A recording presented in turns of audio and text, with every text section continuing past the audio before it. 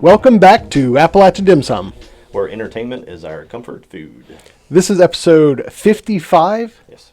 It's not appetizers. I have appetizers. It's the main course for this month. Yeah, our schedules have been all over the place for the last little bit. Yes.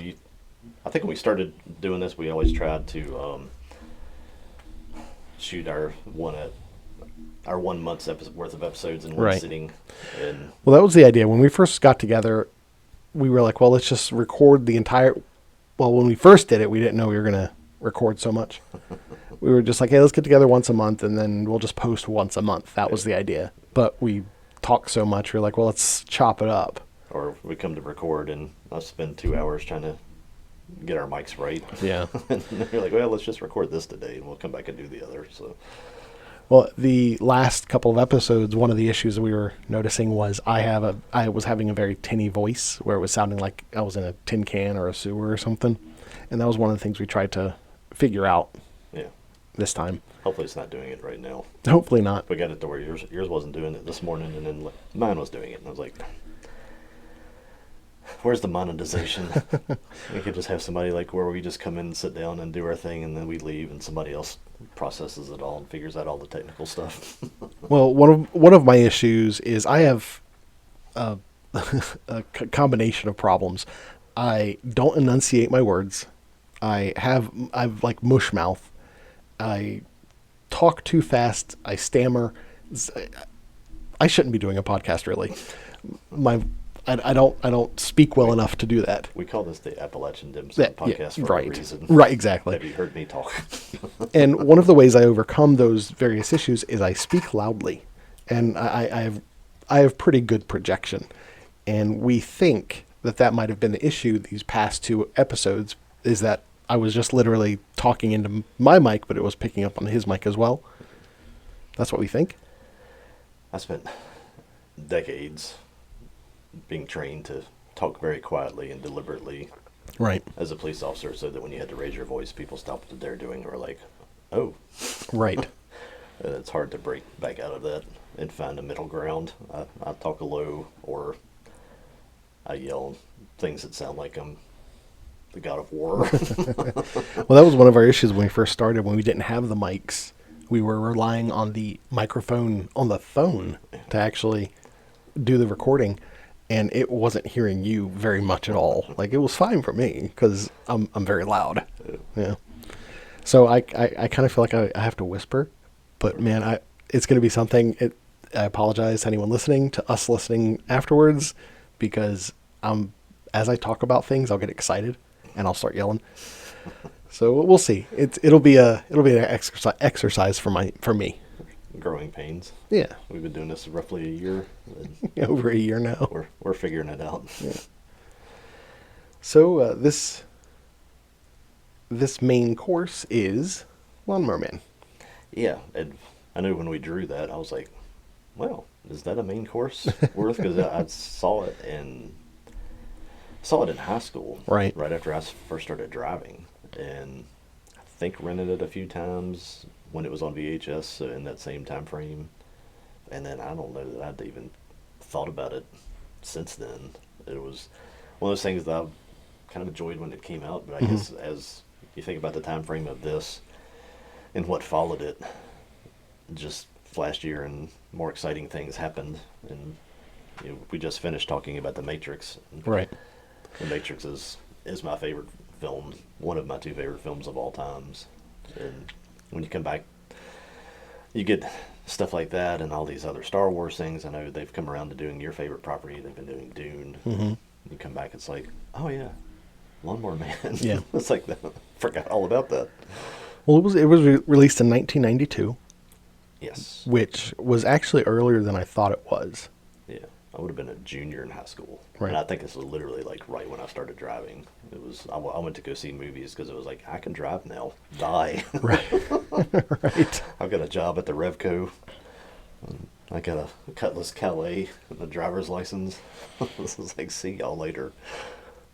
I would actually say that this was a formative movie for me, because I was a young lad when it came out, and I was really into VR. because VR just started, and that was when I started, getting into pop culture and getting into movies and stuff like that.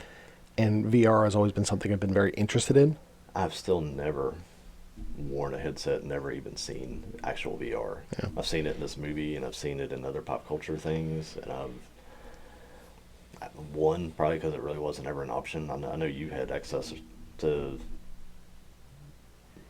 bigger areas, bigger cities. Yeah, we lived down in the Hampton Roads area. Lived on bases in Right. several places. Yeah, and they had what they called VR arcades or VR bars, they called them as well. Yeah. And there were the one game I remember is called Dactyl Nightmare, where you were playing kind of like knights that were on different platforms, and you would be attacking each other, and these pterodactyls would be flying around, and they'd attack you. But yeah, that was at the time. It was the VR headsets were, I mean, they're like toasters that you put on the front of your face, and you were in this ring, and I don't think the ring actually did anything except keep you in one spot, so you couldn't like walk away, and because you were tethered, you had this big cord coming out of the back of your head, man. But it was great. There was a thing. Did you ever mess around with the Wii and making all the little figures for the Wii and the Mii's? The Mii's, yeah. Mm-hmm. There was a thing you could get as an accessory, like a hat. You could unlock in one of those things, and it looked like literally like what you were just describing. Okay. It was like a TV that it was like on your face. Yeah. Was that a Famicom or something? I have no idea. Look that up. It was like a red and black thing, and it's funny when you meet another character and they come into your plaza, and they literally, you can't see their face. There's just this big red box and has like antennas or something on it. And they walk up and you're like, "Hello." Well, the word Famicom is what the original Nintendo was called in Japan. Okay. I wonder if it was just like an accessory that maybe went with that or something, because they had multiple of those older device things that you could unlock, and sometimes it was like on top of your head, mm-hmm. and those little in the Mii Maker and all that stuff. It was just a nostalgia thing for people that had the original Nintendo stuff, which again, I think a lot of that was never even on the market here, and I know it's not anything that I ever saw or ever had any friends that ever had. It might have been. Do you think maybe it was a Virtual Boy? Yeah. Yeah. It's like Virtue Boy or something. Virtual Boy. Yeah. Mm-hmm. Yeah. They actually for the Switch, they have a plastic shell you can buy, and you put the Switch inside the Virtual Boy, okay. And you can play Virtual Boy games on the Switch. Okay, I figured it was something like that. Yeah. Just the idea of having this thing like strapped mm-hmm. to your face. That's what made me think of that. Man, I need to get that before they stop selling it. But it's like $100, and it's just a plastic shell to put in your face. Just a thing to hold. Yeah. I remember when VR first started coming out, the Samsung line of phones had a similar sort of thing where you would put your phone in the headset. I thought I remembered. It's like the first VR videos you saw of people doing VR and falling over and all that stuff. It was like literally was just mounting your phone in a thing and wearing it on your head. But I did buy one of those, but it's one of those things I still have it, but I don't have the phone anymore, so the thing is useless. My mother and grandmother are the only people that said if you sit in front of the TV that close, you're going to go blind. Well, they actually spec-wise, you're not supposed to let a child younger than 12 use VR because it'll mess up their eyes. So that still is true. At this point, I got up in the morning and I sat next to the TV, close to the TV, not because I couldn't see it, but because I had to turn the volume down so I didn't wake my mom and dad up, because I wasn't supposed to be up at 5 in the morning watching cartoons. I literally would just sit there 3 inches from it so I could have the volume just barely up and watch cartoons. So. I know we'll talk about this. Talk about a different trivia and whatnot later, yeah. But the VR helmets in Lawnmower Man were actually real VR helmets. Yeah, you've got that. We'll get to it. We'll get to that.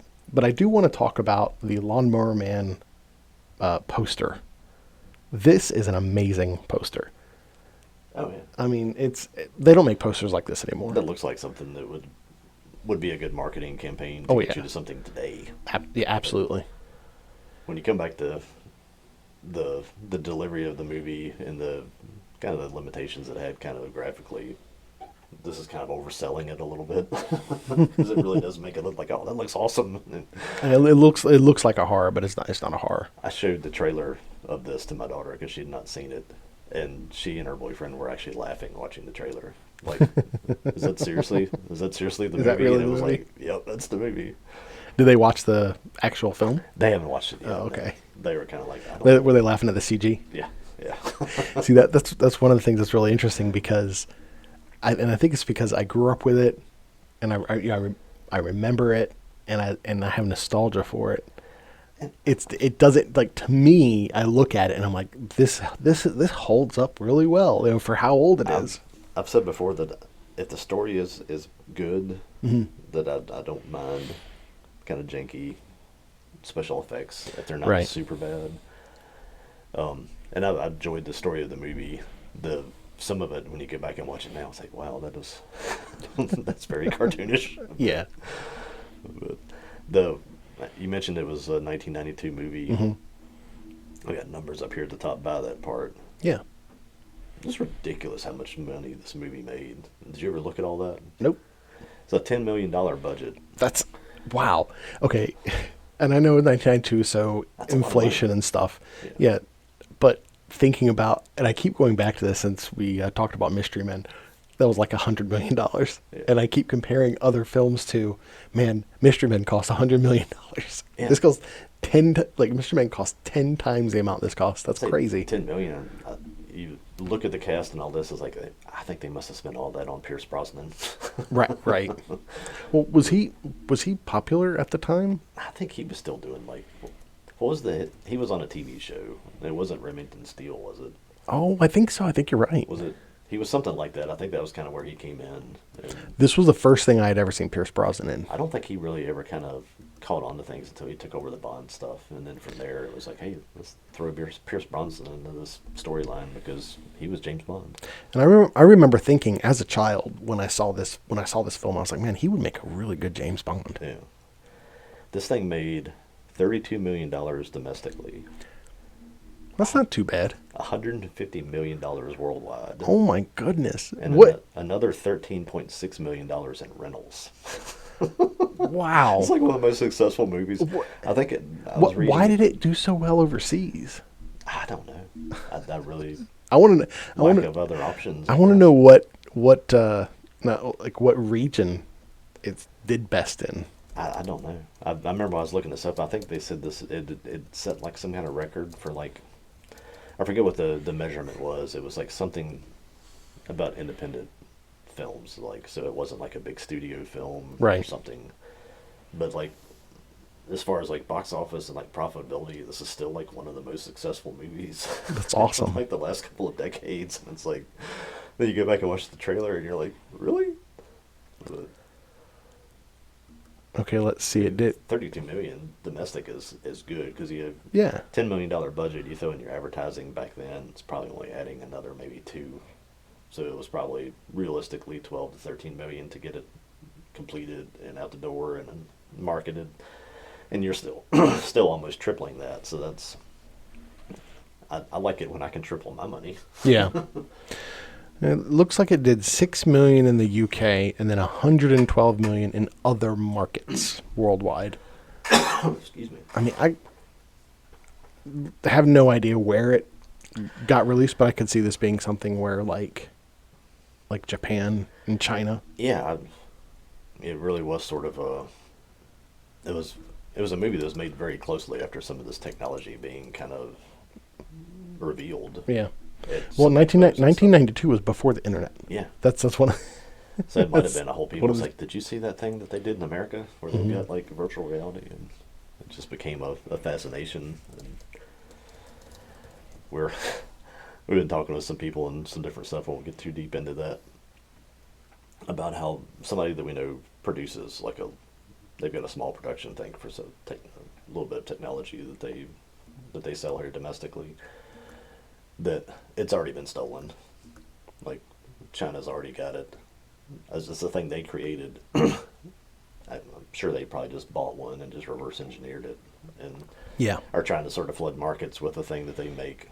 You know, of course, for a fraction of the price and stuff like that. So I think they're always like fascinated with any kind of technology that we develop, and I think this movie really came out after like VR was expo at some tech things in like Silicon Valley. So it was like, I think it probably became an obsession really quickly with people in the tech world, which again, 1992, we didn't have.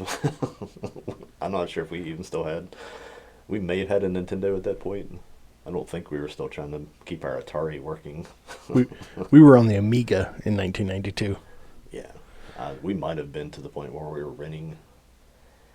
Oh my gosh, what was that thing called? TurboGrafx? TurboGrafx 16 I think with the little cards. I think we could rent that from the video store, and that was like once every couple months we might do that. So Tell you what, as an aside, they may need to actually bring that idea back. Maybe like Best Buy or GameStop can do it because did you see the news about the PlayStation 5? Yeah, they're raising the price again. The price of the base, because they have the base digital model, the PlayStation 5, and then the Pro model. And the base model, I think, is like $600. It was $400 when it got. I think it was $400 on release, and then like the regular is $650, and the Pro is $900. That's ridiculous. yeah. But yeah, if they need to bring back rentals. I keep thinking it's like, well, when prices have come down, I might actually get one of these Yeah. things. And it's like, nope. Well, at this point, I actually I had a PlayStation 4 Pro that I bought. It was a 500, I think it was 500 million, and it was like a celebration model, and it was this really cool, like translucent blue color. It almost looked like a jewel. Yeah. I never opened it because it was like a collector's item kind of thing. And I didn't feel like compelled to use a PlayStation 4 Pro because my PS4 seemed fine to me. I didn't buy it just to collect it. I never felt compelled to open it. Yeah. And it was just sitting in my house. And I was like, well, I want a PlayStation 5. And I waited a couple of years. That's why I didn't get to play that Matrix Awakens thing because I didn't have a PlayStation 5 at the time. And when the PlayStation 5 Pro was announced, I was like, well, maybe I'll get that. So I sold my PlayStation 4 Pro on eBay for $800, and which is one of those things where like you see they're going for $1,200, and I was like, $800. Yeah. Yeah, it sold real quick, and I used that to buy the PlayStation 5 Pro. If it wasn't for that, $500 for a console is a lot of money. Half $1,000 is a lot of money. Anything more than that, I have a hard time justifying it. It took me forever just to get a laptop, and it's because I use it all the time and I need it for when we travel. And I was like, I think we got it at Christmas time where there were some deals and stuff, and I was like, I can justify spending that, and it still would be less than buying that. Yeah. And I can't. We'll get into that when we get around to our appetizers for the next month. I've just started playing a video game that I bought 3 years ago. So spending almost $1,000 or $1,000 on something to play video games on for me is just, I might as well just take the money outside and just throw it out into the woods. Well, I'm really hoping that, and Sony has talked about pushing the next generation out because the PlayStation 5's been out like 5 years now. Yeah. And usually, I mean, back in PS1, PS2 era, like the original Xbox was out 4 years before the Xbox 360 came out. So 5-6 years is usually what a generation is. But one of the issues is in 4 years, 20 years ago, you'd get 3 games from a studio. Now it takes 5 years for a studio to make a game. Yeah. So kind of what you're saying, like even with your own personal purchasing trends, it's kind of forced that way for a lot of gamers. You have the PlayStation 5, and the the amount of games that you have for it is way less than like even the PS4 had. I've heard people talk about the Switch 2. It's like, I bought a Switch 2, and it's like, I've heard people say, they bought one, and then they looked, and there just wasn't that many games to play. Right. And they played through the stuff that was there, and it's like again, they have a lot more time to play than I do. If I bought a Switch 2, it would literally be so my Switch 1 games would perform better. Yeah. That would be the reason I bought it. Yeah. And I would sell my Switch to get it. Or to put toward it. Yeah. So. Well, back to Lawnmower Man. But yeah, this was definitely an era where I was super interested in VR. So this really, tickled my fancy when it came out. We look up movies that we think are great movies, and you go look at the box office. It's like, wow, they bombed. Yeah. It's like they didn't even make their money back. Yeah, I would have thought this was a B movie. I would have thought I it completely thought. We're gonna look this up. I saw $2 million budget. It's like, man, I bet this thing only made like 20 million $2 or $3 million Oh, yeah. or something. Oh, yeah, okay. And then you're like, 32 million, 150 million, plus another like 14 million. I'm like, gosh. And that's It's like, crazy. I hope these people are sitting somewhere with a VR thing on and their feet up, drinking drinks on Yeah. the beach with little umbrellas on them. It's like, it's a life-changing investment there just to get that kind of return on a movie. And Now- really, this guy, it was made by Brett Leonard. Okay. I don't think he did much else. He did like Virtuosity, which I still haven't seen. Oh, that's a great movie. You could like the DNA. You can see the DNA in the films. For the most part, that I didn't list out stuff, but I think that was kind of the main part of what he did. I think he did stuff for like music videos, like those old Peter Gabriel videos. If you remember some of those, like they had the exact style of Jobe once he goes into the Oh, really? the system. They had some Peter Gabriel videos. I think there were a few other artists that used that same technology, Yeah, Peter Gabriel play. Yeah, like a game. it says a video. Oh, okay. Peter Gabriel. Yeah. It was probably play is probably the name of the song. Yeah. It looks like he did Man Thing, which I don't know if back in 2005. Is that the Marvel character? Oh, I have no idea. Swamp. A shambling swamp monster. Yeah, that's. I think. I always forget. Is it like Swamp Thing versus Man Thing. I think Man Thing is Marvel. Okay. Yeah, I wonder if That's more I've thought about any of those. this is. I think I've seen, now that you say that, I think I've seen those two titles and never even separated them, that they were two different things. This is wild because it says the poster says Marvel Studios presents from the producers of Spider-Man, Daredevil, X-Men, and Blade. Man Thing: The Nature of Fear. I had no idea there was a Man Thing film around that time because that was, 2005 was before the MCU.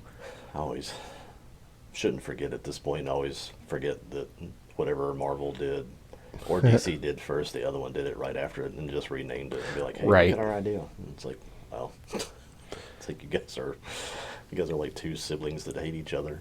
He did a TV movie called Highlander: The Source. Okay, Yeah. never heard of that. I've honestly hoped that with the return he had on this, that he was like, I'm good. He every couple of years he does something. It seems like Yeah. a short film or something, a TV series Might he be did. just to get out and do something and Yeah. relieve some boredom or something.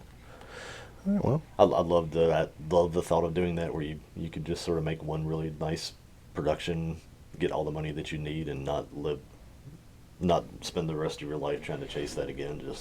Just being thankful for what you got and know nothing about the guy. Who knows what he does or how he lives, but that's the way I imagine it. the other writer, his name is Gimel Everett. That is she. That is his She. wife. Oh, okay. Yeah. Oh, it's his wife. Yeah. Okay. Because it just says Lawnmower Man and The Dead Pit is the writer, and then a I've got producer on a couple A things. lot more info on her when we get to the tail end of our discussion. Okay. All right. Let's go ahead and get right into the actual film. Yes. Let's kind of just go through this quickly Yeah. because there's a lot of other stuff to talk about. I bullet pointed Yeah, kind of what happened, but I think you're probably worth mentioning too here as well that I saw the regular version in theater. I was And thinking that because I was thinking back about our discussion last time we were together, and you were saying that you had seen it in the theater. I realized through looking at all this that I had only ever seen the director's cut. that was what was available on Prime or Mm-hmm. wherever I watched it, was the director's cut, and I know watching that there were things there's like that wasn't in Right. the version Right. that I saw, so they added stuff to it. So Yeah. I think for the plot points, bullet points of the story, I'd go ahead and include everything with the director's cut. Right. Because, Yeah. After we talk about this, I kind of isolated out what was in the director's cut versus Yeah. the theatrical. Yeah. We'll talk about that. Yeah. And I'll just go through, and if there's anything that you want to interject or it's something you think I missed or want to go into more detail, let me know. Get her done. All right. So the main character of the film, I would actually say, is Dr. Angelo. Yeah. Lawrence Angelo. Lawrence Angelo, that's Pierce Brosnan. Pierce Brosnan. Yep. And he was great. So he works for Virtual Space Industries, VSI, and it's essentially a government contractor, like a virtual, like a who's the missile company? You knew before I asked you. Oh yeah. Northrop Grumman. Yeah, yeah. Like Gotcha. if Northrop Grumman was into virtual reality, that's what these people are. It's like any other company, that to get your funding, you have to do something Yeah. to appease the military and get some of that money. But it's usually based on somebody that's a scientist with an idea that wants to develop something innovative. And what they're doing is they're using virtual reality and drugs like serums to enhance. Essentially, they're trying to make a super soldier, Yeah. and they're working with monkeys at the time, and they're making these smart chimps and playing virtual war games in VR. And one of them escapes. His prize chimp escapes, and in the version we're talking about, he actually escapes VSI, and he finds Jobe. Jobe is the other main character. I don't know if you would. He's kind of the protagonist turns antagonist. Yeah. And Jobe's a simple man, and he thinks that the monkey is Cybo Man. This is a comic character. Is a comic character, so he kind of like has a helmet and stuff. So He thinks so because he's got like Like when a- the monkey he's like escapes, VR helmet. He's wearing like it almost looks, I want to say like Battlestar Galactica or something. I can't Yeah. think of what else would be like the right property, but helmet. With I like, wouldn't be a little surprised visor. if it if that prop was from something. Yeah. Yeah, Yeah. kind of like It's cool. like the opening Starship Troopers day. Oh yeah. armor is in other movies. Yeah. Yeah, yeah, it was definitely a cool opening. Because it's showing like the view of the VR and little kind of really pixelated targets are popping up, and he's little monkeys shooting at him and moving. Yeah. Kind of looks like the monkey's just playing a game, but they're actually training it to kill. Yeah. Which is definitely a trope Yeah, you see in movies. You hope that real life chimpanzees don't live the life that's portrayed in Hollywood, because if so, it's bad to be a chimp. just saying that makes me think of the whole beagles and the COVID No good. and all that. So yeah, they'll I'm sure they have chimps out there playing war games somewhere. So they follow the chimp to Jobe's little shack where Jobe lives, and they kill the chimp because the chimp Is it kind of adjacent freaks to a out. church? It's He like lives in a- behind the church. He's the ward of the local parish. Yeah. Yeah. And so since that failed, Dr. Angelo's kind of beside himself. And what he decides is, because he kind of gets introduced to Jobe through this incident, he decides to start experimenting on Jobe. Yeah. But he has this idea where let's change the serum and remove the aggression part. Yeah. Because VSI is trying to make warriors, a part of the serum was to make probably like a human growth hormone or something, make you more aggressive so you can fight better. It's kind of the scientist in him. He just wants to like focus on like the brain stimulation and like Right. being able to, kind of like the Matrix, Yeah. just download knowledge into somebody that it would take years to acquire, kind of thing. And I really like the visuals they chose for that. Like I like both in his house and when they go to VSI, how he has like a model of Jobe's brain that he's inserting stuff into. It's just a cool visual. Yeah. And Jobe is a lawnmower man, and that's where the title comes from. He quickly improves. Really quickly. He starts to dress better. He starts to he's more eloquent in his diction, and he just is becoming smarter. At one point, he gives up his comic books, gives them to the little boy that he knows that he's friends with. Yeah.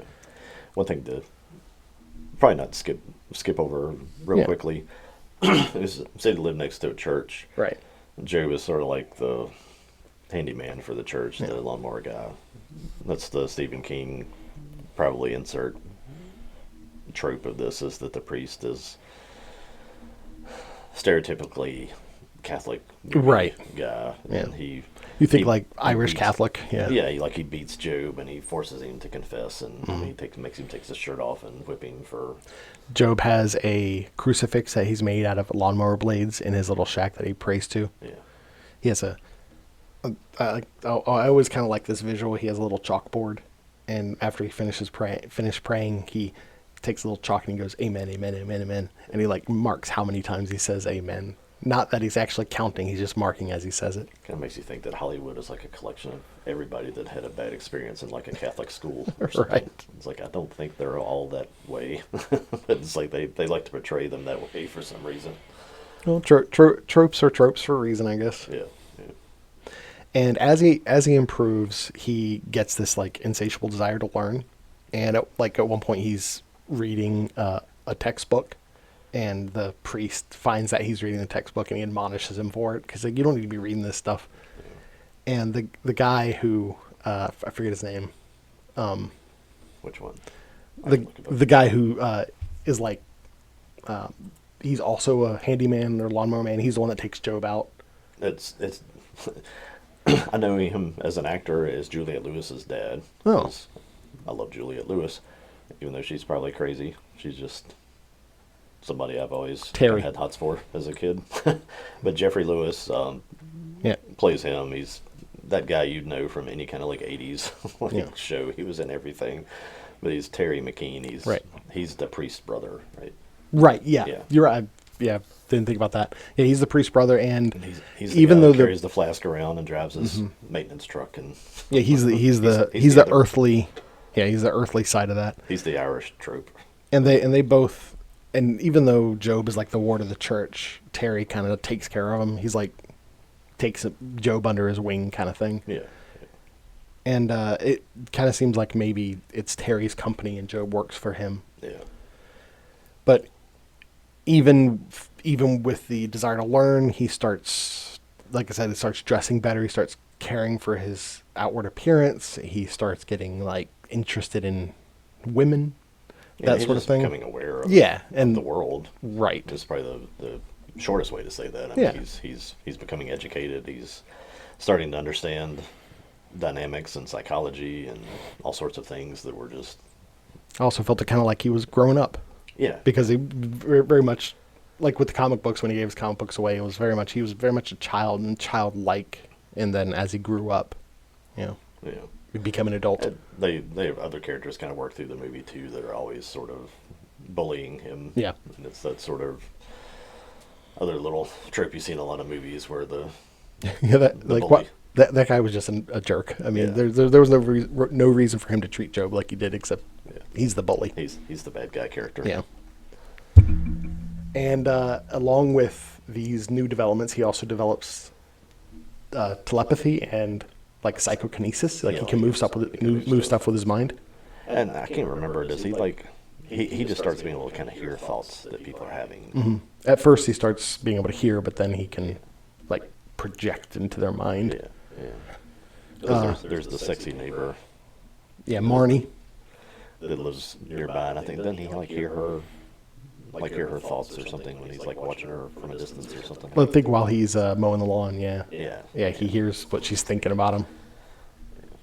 So, at around this time, he starts to worry Dr. Angelo, and he's like, Dr. Angelo's like, we need to stop. We need to slow down. You're progressing too fast. And at this point, Jobe's like, I'm already beyond you. There's kind of like a little bit of almost like a seizure or something too after like one of the download sessions where like in that part of like kind of what scares the doctor is that he thinks maybe it's actually hurting him or his brain like starts hemorrhaging. Yeah. I can't remember if he was like convulsing or exactly what the scene was, but I remember there was a scene. I think that was when he actually took him to VSI. Oh, okay. And they hooked him up in like the astrolabe things that spin. Yeah, he was. And the idea is like the VSI equipment is more effective than the equipment he had at home, and he was overloading his brain. Yeah, putting stuff in his brain, and he kind of. His brain had a seizure. So, Jobe's pretty much tells Dr. Angelo, no, I'm going to continue with or without you. We're going to continue this. And he has this little I didn't write it down or anything, but he has like a little speech about humanity and the advancement of man, and it's inevitable at this point that he's gonna like essentially evolve as a human. Yeah. And around this time, we find out that the director of VSI, or we see the director of VSI replace the serum because the military pretty much told him, who is Hank from Breaking Bad. Yeah. Yeah. And hard to pick out because he's like got a full head of hair. Yeah. In 1992. And yeah, I kept seeing this guy. I was like, why do I know who this dude is? Who is it's that? like, who's this weird guy that looks so familiar, but he has like hair? Yeah, like, yeah, that's Dean Norris. Yep. But yeah. very quickly become over the last decade probably one of my favorite actors. Just if there's something he's in, he's like J.K. Simmons for me. Mm-hmm. If he's in something, it's like, okay, you get like 10 plus points for whatever this movie is, and if you mess it up, it's on you. Right, 'Cause right. You got somebody good involved. But yeah, the Dean Norris's character, it says his name is just director. So the Do director, you ever see him where he's not like, he's always on the screen. it's always on the screen? It's like Big Brother. You almost wonder if like he's some kind of like virtual reality thing. But I think That I've would have seen been him in Office interesting. once. That would have been an interesting idea to I just explore. watched, But we'll yeah, talk about it maybe in another show. Just watch the Chris Pratt thing with the judge, the Mercy. Yeah, yeah, Or Rebecca yeah. Ferguson as a virtual judge through the whole thing, and I was having that same thought because I just watched Lawnmower Man. I was like, I wonder if they ever thought about like making him be like that, just a computer generated person that you're talking to. Yeah. But there's like a little minion too. What's his name? Like Sebastian. That's the one who's always the go-between with the doctor and Right. and him. Yeah, he's like the VSI guy. Yeah. Yeah, Sebastian Timms. Yeah. But he's the one who actually replaces the serum to be That's the what I more was thinking. aggressive Yeah. serum. And Dr. Angelo didn't know about this, and Jobe doesn't even know about this. And at one point, Jobe takes Marnie to VSI to have sexy time in VR. Yeah. And this was definitely like a weird part of the film because you're watching it and it shows they're in their VR unit and they're like intertwining in VR. Yeah. They're pretty much having virtual sex. But then Jobe turns into like a frog thing and starts vomiting on her. It's like, what are you doing, dude? Like, I don't get what you're like. It didn't. If it was showing that he was like imparting knowledge on her, like if he was trying to do to her what Dr. Angelo was doing to him, that would kind of make sense, like thematically and everything. Like he wants to bring her to where he is, but it didn't. That's not what it seemed like. What he was doing at all. He was just like virtually ejaculating on her. Yeah. It was weird. That is definitely the weirdest part of the movie. It's probably like a thing where using that technology and that illustration technique, I guess, where they were hoping that would probably be more terrifying. Right. Probably when they thought that up, and it was like, that's weird, man. Well, even if they were able to make it like disturbing or terrifying, like I kind of don't get as a character what Joe was doing. Yeah. Yeah, and when he after he finishes, he's like, I couldn't stop. I'm sorry. I'm like, yeah. But narratively, I have a question. I question that whole thing. But it basically lobotomized. It lobotomized her. Yeah, she's like still wandering around and like talking, but she's like just almost like she's disconnected from everything. Like the only other times we see her after that is she's laying on a bed and Jobe is listening to her mind and it's just laughter. She's just giggling. She's just giggling. And the other time she's just like wandering around. Yeah. Yeah. She's completely checked out. He ruins her brain. That's why if they said, well, he was like, if the narrative was he was trying to work on her brain like Angelo worked on his, that you can make sense. Were you a Young Guns fan of those No. movies? Okay. I loved Westerns growing up and loved her being in this movie because in the second movie, Oh, okay. she's the one that owns the brothel that when they come to burn it down, she just puts on like a hat, like a fancy hat, and walks outside naked, gets on the horse and tells the whole town that they can kiss her butt and she rides off. That holds a very tender place in my heart for being a teenager. I've never seen that film. I don't know that I've ever seen her anything other than these two. I know she did a bunch of stuff, and I think, if I remember right, she passed away fairly young. So she died in 2016. Oh, really? That's a shame. Yeah. So I think after this is when Dr. Angelo actually tells him, "Hey, we're going to stop the treatment. We got to stop. It's going too far." And what Jobe ends up doing is breaking into VSI and pretty much injecting himself with a whole bunch of the serum. Yeah. He didn't overdose, but he like overloads himself with it, and he almost has like a psychotic break. And he gets this idea that he wants to become a purely digital being. And because he believes that VR is like this utopia universe, it's like a new dimension sort of. Yeah. And he wants to project himself into that world to pretty much become the god of that world. One part that I always kind of giggled at was Dr. Angel actually says, he calls out, he says, "You have a Christ complex." And Jobe's like, "Cyber Christ." I always thought that was so silly. But then he goes to VSI. Does he go while he kills a bunch of people? He goes on a killing spree. I was trying to remember where the revenge campaign kind of kicks in that. It was like right after he injects himself, right? Yeah, it's like right after he injects himself. Then he kills the person we haven't really talked about was like Peter. Peter's like his friend who was, when he was simple, he was this kid that was really friendly to him. And he still has affection for him.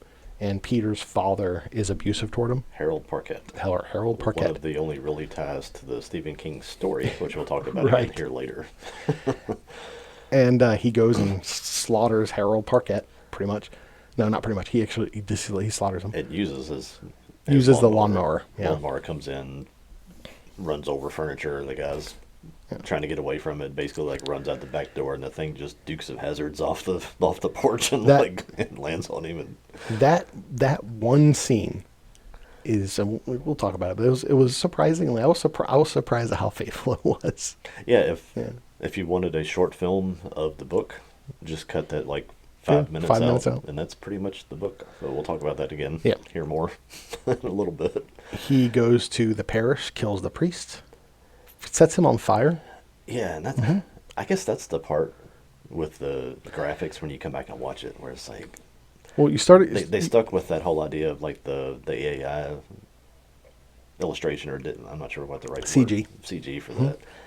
And like the priest is there in a real environment, but he turns into like that AI CG fire, and it just looks so janky when you watch it now. Well, at the time, and I did have this question while watching it now. At the time, I thought, well, what's happening is we've accepted that the virtual reality world is like a real world. Like it's a virtual place, but it is a place.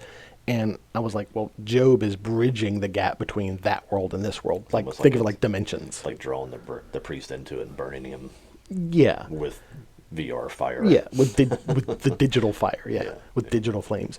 But when I was watching it a couple weeks ago, I was like, well, is that supposed to be real fire? Like, I that was the same thing too. It's like maybe just a little plot explanation there. Yeah. Like have him drawn into the world and burned in that world, or if he stays in that world, set him on real fire. Right. It seemed like there would be a good one way or the other with that. Because the idea of him having, he has telekinesis, pyrokinesis is a thing, and it would be fitting for a Stephen King adaptation for pyrokinesis to be in it. So that would make sense. And the idea that Jobe can, almost like manifest things, because one of the other things he does is he kills a bunch of soldiers with bees. But they're like giant bees, but they're small bees that turn giant. Again, it's all CG. Yeah, so they're all animated with VR CG. Yeah, you kind of wonder. You're like, well, did they mean for these to be like CG bees? Like they came out of the digital world, right? And existed in the same form, but they were in our world now. So. And the two things that make me think that is kind of what they were going after, where it's like, well, he's manifesting the virtual world into the real world, was the fact that he goes into during all of this, he goes to Dr. Angelo's house and pretty much takes over his wife's mind. And I didn't mention this because it was really a subplot. Dr. Angelo and his wife are kind of estranged because Dr. Angelo is really obsessed with his work, and his wife just wants to live a normal life, essentially. She wants to go out with friends and go have dinners and stuff like that. But he takes over her brain and makes her just like a trad wife, essentially. And she goes outside to kill some cops, and she's pretty much death by cop is what happens. Yeah. Jobe influenced her to do that. And then those cops, which are really like FBI agents, he takes them apart, turns them into like marbles. Like little virtual bubbles. Yeah. And so like that, I'm like, well, that's... But it also, like, are those the guys that he almost just leaves them in that state? Like one of them, yeah. Their bodies, like, yeah, they're like pulling apart, like, coming back together. And it's like they're just, like, being tortured. Yeah. Like, that's... And during that scene, he manifests his head, like, over the lawn. And, like, it's like a 20-foot head. Yeah. And it's, like, this rudimentary CG, like, scan. It's like a digital scan of his face. Yeah. And that, like, if they were meaning for it to be really his face, not like a virtual projection of it, they could have just green screened his head. Yeah. So I think, if for no other reason, for the theme, it's all supposed to be the virtual reality infecting our world. Yeah. Yeah. Yeah, he goes and gets the bully too. Yeah. I forget. What does he do? Does he make him shoot himself or something? No. He pretty much just goes into his mind, and you see his Jobe's face with the blade of the lawnmower in his mouth. And you see it in his eyes. Churning over his brain. And he's like, the Lawnmower Man is in your mind now. Yeah. Yeah. That's right. And I always took that. I went to go get him. I couldn't remember what he did to him. Yeah. I always took that as being whatever. I don't want to use that. The word affliction isn't right. Condition Jobe had before, like whatever kept him simple. Yeah. He gave that to that man. Yeah. That's kind of what I thought. Like when he said the Lawnmower Man's in your mind now too. He's like, oh well, I'm going to make you like I used to be. Yeah. It's in the description. If you go back and read the way they describe this, even in King's book and stuff like that, is they use the word retarded. Yeah. Yeah. Which is probably accurate in this case, because people always lump that in with like a Down syndrome type person. He's like, he doesn't have Down syndrome, but well, I mean, this shows that he actually was able to advance. So, retarded means that you didn't, as you aged, that your mind did not. Mm-hmm. That's actually what that term is meant to. The word retard means to pull, like hold back. Yeah, hold back or slow down or whatever, or reverse in some cases. And right. It's misused a lot, especially lately, as insults. Yeah. But it's probably the one case in this whole character idea from this whole movie and storyline is like, this is the one time it's probably actually used the way it's intended to be used. Right. But then people are like, oh, you can't say that. I'm like, well, it's what the word means, and it really applies to him. He's, not, they never portray him as having like any kind of birth defect or anything like that. He's just literally just simple. Yeah. And I mean, physically, even when he's just mowing lawns, he's like anybody else that kind of does that work. I used to deal with that all the time in police work, where you go get like a guy who's just a raging alcoholic that gets drunk on weekends and kind of just goes wild. And it's like, man, I'm glad I only have to deal with those people when they're really drunk, because they cut firewood all day, 5 days a week. Right. They're physically fit. If you squared up in a ring with one of those dudes, if they hit you once, you might stay conscious long enough to see the second one coming. They kind of portray, oh Lord, what is Jobe's? Jeff Fahey. Oh, the actor? Jobe. Yeah. He did some work for this movie. I mean, he was pretty cut for the film. We could talk about him now. I think he did a fantastic job. I think he was the perfect actor for this role. There's no physical deformities or anything. He's just a guy that works, and he's just his mind, just whatever happened, never developed, or maybe had some kind of birth defect or something that just made him stay simple-minded. But the other film that comes to mind because of the portrayal and like who Jobe is, and the fact that he was simple, is What's Eating Gilbert Grape with Leonardo DiCaprio. I was thinking of Mice and Men. Okay, yeah. Same kind of idea. Yeah.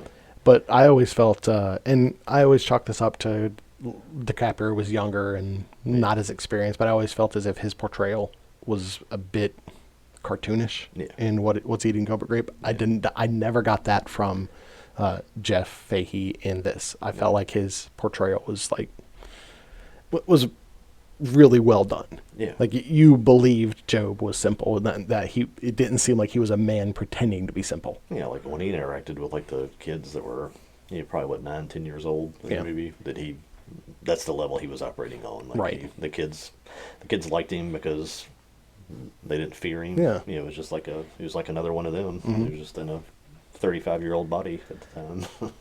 So after he kills all the soldiers that's coming after him, because the reason the soldiers are coming after them after him is because the government knows that this person has been experimented on, and they want him because they want the effects, because they do find out that he's getting other abilities like telekinesis and stuff like that. Do you think that did he get into the mind of Terry? Yes, absolutely. But Because he drives him to the military base, Yeah. and he's just kind of like, he's happy as a clam that they're driving to this military base with this swarm of bees behind him to go like kill all these soldiers, and he's just like, he's laughing and having Yeah. a good time. And I'm like I couldn't remember. They they don't show Terry. The only person they show him churning the mind of is the bully. okay. I couldn't remember if he had like the lawnmower thing in his eyes too, or if he'd gotten into his head. If it showed the little lawnmower thing in his eyes, I missed it. I don't remember it. I just remember that he was just happy as he could be. It's like, yeah, let's Yeah. let's load up the bees. Let's go take down this Right. government facility. Thinking back on it, it would have been nice if at some point we saw that like Terry like was a beekeeper on the side, because the bees did come out of nowhere. Yeah, Yeah. yeah. That That would have been amazing to just like have Jobe go and like take control of all of his bees and turn them into these virtual beast things. Yeah. Lots of just little things. Little things in so many movies are like, man, you could have done like a one Yeah. line or just one little connection here would have made so much. would have connected it. Yeah. Yep. It's made so much more of a Would have made solid made story. the story.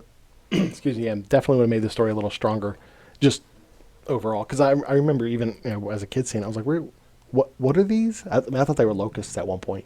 Yeah. But no, they're definitely like wasps or bees or something. Yeah.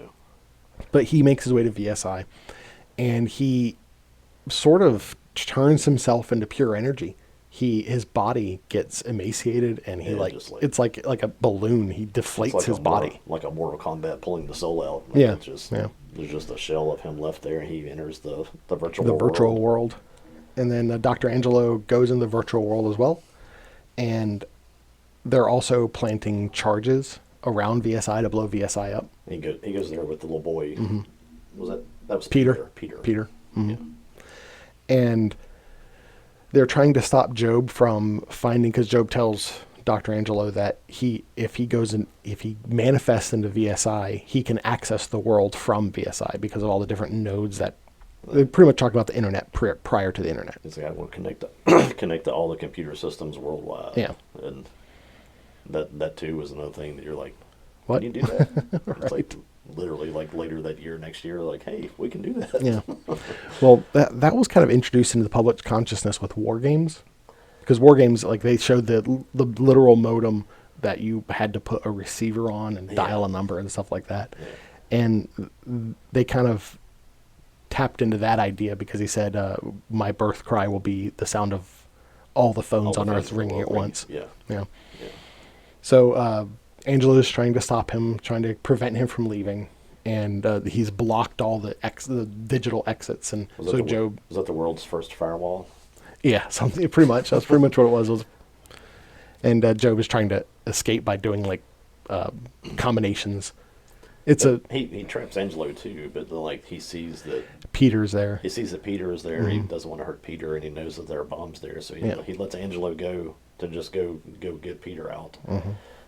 But then, like, it's almost like a honeycomb of all these, like, I guess they would be like portals to like a phone line or something. Yeah, that's the idea. Is each of the octagons is an access point that he can leave out of, possibly, because as he's trying the codes, they turn red. And Angelo has them all like firewalled. So he's literally like almost sort of like the Professor X, room where you can connect to. It's like surrounded by those things, and he's pulling them over one at a time, seeing if he can find the way out. And it's like Access denied, access denied, access denied. Yeah. It's a great visual. For the time, it was amazing at the time. Yeah. But even watching it now, one of the things that I was really struck by is how crisp it is. It's some crisp visuals, and obviously if they did it today, it would look a lot different, look a lot better.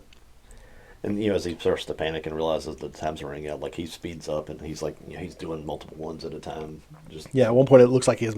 I don't think he ever has actually multiple arms. Yeah. But he's moving so quickly, it kind of seems that way. Yeah. And so Angelo leaves, and the VSI blows up, and he seemingly escapes. He finds like the last one he tries, or like the last port available actually opens up for him, and he escapes. Yeah, it's like he turns it and like it's like access granted or whatever it says, And it pulls him into it. and they show him smiling. Excuse me. They show him smiling, and then it's just like boom. Yeah. So it leaves you with that little. Did he get out? I wonder if he got out or not. And then it shows Dr. Angelo he gives a little monologue. Throughout the whole movie, he's speaking into kind of like a Dewey Hauser. He was speaking into his computer as like a diary or a journal. And he was kind of closing out what had happened to him. And he starts to leave with Peter and Peter's mom because, man's dead, Angelo's wife's dead. Hey, why not? Peter's nice, his mom's nice. Why not? And as they're leaving, his phone starts to ring. And then another phone starts to ring, and another phone starts to ring. You hear them all the way down the street ringing, and I think they back out, and you see like whole communities of the phone ringing. So It's a great ending. Yeah. Yeah. Biggest victim of the movie, Angelo's wife. Yeah. Yeah. Well, they do touch on it multiple times through the movie that she comes down and is trying to talk to him, and it's like, I want to go out. it's another thing like that little missing connection thing. I think because they had the two cuts of the movie that. Especially in the original cut, you see him and he's depressed and drinking, but it's because his project kind of got nerfed and the monkey got killed. Right. Yeah. He had spent years of his life on this monkey, and it was like his prize. They still don't really develop that enough to lay out the fact that why he's so distant and so separated. It kind of makes it where she's just coming down, just kind of being like a naggy wife, like I want to go out, and he's like nah.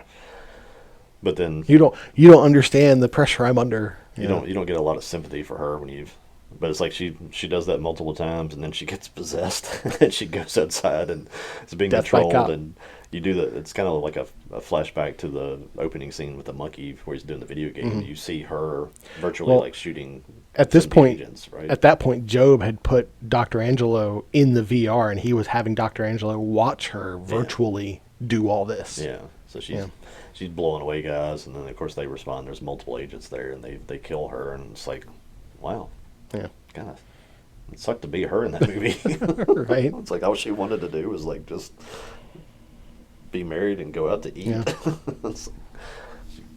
Yeah, they definitely tried. Like you could see where like the priest was abusive to Jobe, would actually like whip him with a belt, and not like a spanking. He would actually whip him across the back. Like you said, he had him take his shirt off so he could whip him. So like you didn't really feel bad when he died. She's like, yeah, he had it coming. The bully, yeah, he had it coming. And I think they tried to do that with Angelo's wife for you to be like, yeah, she had it coming. But yet, like you're saying, it's like she was a bored housewife. Yeah. That was my note at the bottom. Yeah. Like, she's Peter's dad had it coming. Yeah. The only, and I don't know, Terry didn't die. Like he was, wait, did he die? He got shot. He got shot, didn't he? He got shot when That's they were right. approaching like the guardhouse at the place. Yeah, so Terry's the other one, the other unfortunate victim, I would say. Terry, I think that Jeffrey Lewis, I'm not sure if I've seen a movie that he's in that's at least any kind of like action type thing or kind of drama thing. I think he dies in everything. Oh, really? Like in the 80s TV shows, he was always sort of like a third level character, background character, and a lot of stuff. I think from Dukes of Hazzard on. But Way of the Gun was one of my favorite movies, and he's in that. And that's the one where he's sitting there like when they call him to come in and like help be a hitman in that movie. Yeah. He's sitting there playing Russian roulette while he's talking on the phone. Like he's talking, he'll spin it and like click and just keep talking. And you're like, man, jeez. But he's a hilarious dude. I love. I guess I grew up with him as an actor, so when I see him, he's sort of like a little bit of a comfort food version of actors for me. But yeah, you're right. When Terry takes Jobe to VSI, the soldiers kill him. Yeah. And that you get to see a little bit of Jobe's wrath there. Yeah. I think it's a good film, and we talked about a couple of things that we think would be stronger if it had these a couple of extra things, but overall, it's a solid film. It still blows me away when you go back and think about the money the thing made. Yeah. I've never thought of it in that light from when I saw it until I rewatched it, and then we started doing a little bit of research and making notes for the show, and I was like, really? It's like that's interesting. No, I think this was one of those Suncoast purchases. I've talked about this before, where I would go to Suncoast and I would buy VHSs, and they would sell me anything. They never. I mean, I was a kid. Yeah. Like, whatever. I bought Lawnmower Man. I bought Species. They shouldn't have sold me Species. Oh man, What's wrong with them? yeah. I mean, But there's a brief scene in this one, but not as bad as like No. Species. But the version that I bought was the director's version. Yeah. And it wasn't until preparing for this that I actually looked into what the theatrical version lacked. Yeah, that was surprising. Like the whole Cyboman thing, like Jobe never meets Cyboman in the theatrical version. Yeah, I don't remember it separately enough. The thing that stuck out to me, I thought I remembered. And Roscoe is actually the chimp's name. Yeah, I thought I remembered the Roscoe part of the movie in some degree. And I don't remember. In the theatrical version, it shows him escaping. It shows him getting a key card, but they shoot him in the hall of VSI. Okay. And like Dr. Angelo wakes up, like he has a nightmare. Yeah. And it's like, oh, well, that was never really even explained. Well, I guess you might be able to explain it by the serum, since it gave Jobe telekinesis. Maybe that gave Roscoe some sort of telekinetic power. Yeah. That's easy enough to believe.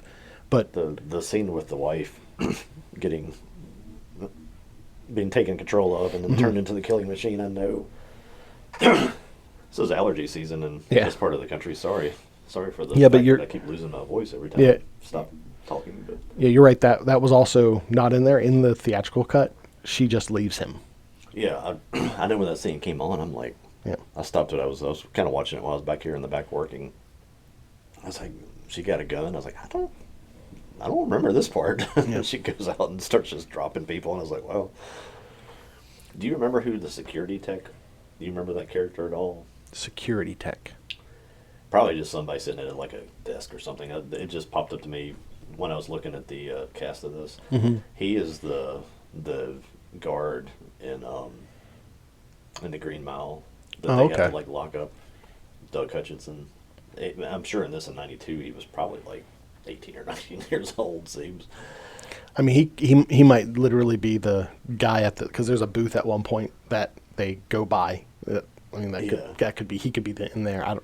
It's funny when you get these things that are kind of tied back to Stephen King stuff, and you see some of the same people reappear in them over and over and over again. But just that reminder that Hollywood is not this massive place that they literally are all within a few blocks of each other, and half of them know each other. They pretty much removed any of the interactions that Jobe has with like Terry and Jake. Jake is the bully, where he talks to them about Cyboman. Like, of course, that's not in there. Yeah. And that between Cyboman and Angelo's wife, like those are the two big things that they removed. Okay. There's a couple other things. There's one of Angelo's journal entries they removed. Let's see. I don't remember reading anything about like production of this or anything. Like they were rushing to get this out or anything. I think it's just They're probably just cut for time. Back then, they did a lot of like cut for time and kind of. This was kind of decisions. The first real big movie from this guy, so it might just be a lot of sort of rookie errors in production of it. Where the scene where Father McKean was chastising Jobe for reading a textbook. Apparently, that wasn't in the theatrical version. Okay. Of course, again with Roscoe, and the removing the Roscoe, I think, actually removes a lot of like the heart of the film. Yeah. But there's a part in the movie where Jobe asked Dr. Angelo if he's going to do to him what he did to Roscoe, what they did to Roscoe, which is kill him. Not a huge like plot thing, but like that's that little connective tissue. That that there's a lot of places that a couple little scenes like that would tie some more of these things kind of together more emotionally, I guess. And I really liked that it showed, like, Jobe showed that he understood what, like the condition he was in. Yeah. And he understood that Roscoe wasn't Cyberman. It was just more showing Jobe's mental growth. At one point, he reads Angelo's mind and asks where Mrs. Angelo is. And I think that's when he's in the house during that whole situation. Yeah. And I think that's pretty much it. Yeah, Colleen Coffey was the one that played the wife. She's not another one that I really recognize from much. She did a lot of kind of independent films around that time, 94, 90, 91. Really didn't do much else around that. So I'm generally the type of person that think a director's cut is worth it. There haven't been many director's cuts that I have seen that it's like, yeah, watch a theatrical version. yeah. But this is definitely one of those. I would not recommend the theatrical version to anyone. Yeah, no. I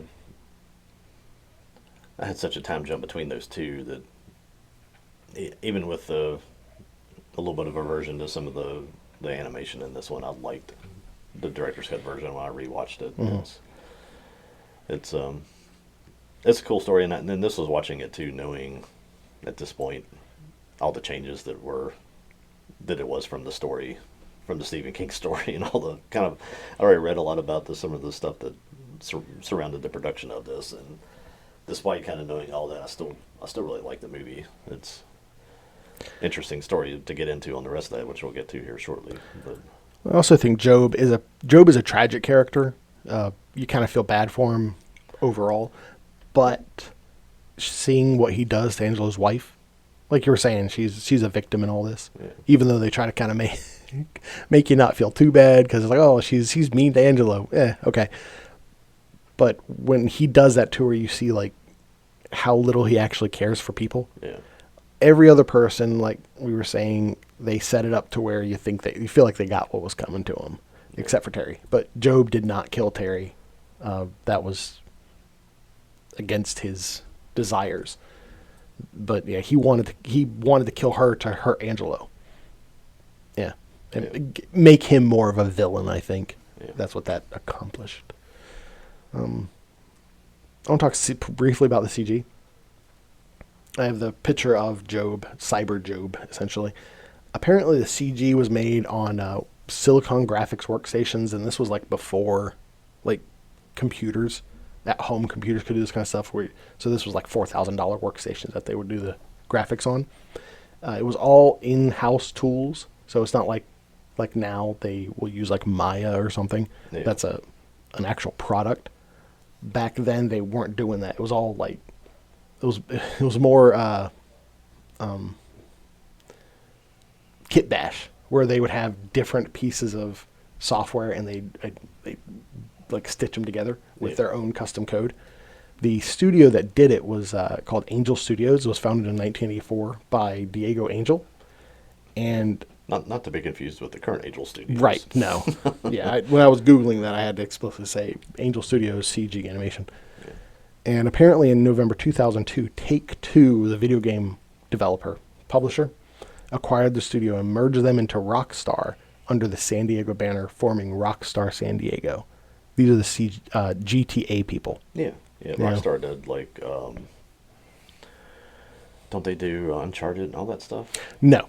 What's that? Rockstar's Naughty Dog. No, that's right. Okay. Mm-hmm. Okay. Yeah, they're pretty. I mean, I played something else that Rockstar did. I don't remember what it is at this point. It's been a while. There was a game called Bully. There was a game called State of Emergency. Yeah. Red Dead Redemption. Yeah, I know of that one. I have not played that again. Yeah, they're pretty much a Probably GTA something at I this played point. back in the more of the realm of Siphon Filter or like Driver or one of those things. Yeah, they used Long to time make all sorts of games, but they're just GTA at this point. Yeah. But I thought that was interesting through our discussions for all these films. It's really interesting seeing like where studios came from and where they went. Yeah. That was a really weird development. Yeah. It was like we're talking about it in the Animatrix, that like one of the animators of one of the things in, I can't remember which one it was the people that did like Jimmy Neutron. Right. You're like, what? How did they make anime? But In the training sessions, when Dr. Angelo was like putting stuff into Jobe's brain, there are flashes of images, and I was curious of exactly what those were, because you notice a couple of them, and I'm like, those look like angel sigils. That's what I thought they looked like. So I actually went through and took screenshots of all of them. There's a whole bunch of just geometric shapes. yeah. It's just like, hey, this looks like math, which is fine. They're cool shapes. It looked to me like the little things that you got when you were a kid. A spirograph. A little spirograph. Yeah, and you just some of them look like spirographs. A couple of them look like maybe a version of Metatron's cube, and that's just like it's the little blurb I got. It says a fundamental structure representing the interconnectedness of all things in the universe according to geometry theories. Okay. They had this thing, which is like a Fibonacci spiral, and you've heard of the golden ratio and all that. It's not enough to know. that's one of those things where if you just like Google or go on YouTube and type in golden ratio, people will show you like where the golden ratio exists in nature. You got like shells and flowers and all this kind of stuff. So I think that was kind of cool to include that. At least they put some thought into that instead of just going online. Or they couldn't go online in 1992 because there wasn't such a thing. So I guess you actually had to make a drawing. And I have a couple of specific ones. This is the Sri Yantra. This symbolizes the union of the masculine and feminine energy, representing the cosmos and the human body. It's a Hindu thing. looks like a spirograph. Yeah. Then you have the Kali Yantra, again a Hindu diagram. It's for meditation and worship. It embodies the energy of the goddess Kali, who represents transformation and the destruction of evil to protect the innocent. So what you're trying to say is Hindus invented the spirograph? Yeah, that's right. Then they had these were probably actually things that were probably like, were they like wall drawings and paintings and stuff? Or do you know? Oh, like it's society? used in art. Oh, okay. Yeah, a lot of them are used in art. This one here, this next one is a divining disc, and this is actually like they have physical copies of this. Like they would make actual like coins with this stuff on it. Prognosticon is what it's called. It's the divining disc of Pergamon. It was in the 3rd century BC in ancient Greece, and it was used by magicians of Pergamon for the purposes of divination and obtaining oracles. So you got Hindu, you got Greek. Looks like a lot of like hieroglyphics really on that one. Yeah. And then you have going to like Jewish mysticism. This is a Hebrew birth amulet from the book of Raziel the Angel. It's to protect pregnant women against and newborns against Lilith. We've spoke about Lilith before. Wow. This is like the Kabbalah faith. So now you got the Jewish faith in there. And then I got all of these. I started going through each one of these, like, and writing out exactly what they were. I got about 5 in, and I'm like, I'm not doing all this. Pretty much all of these are sigils of the King of Solomon.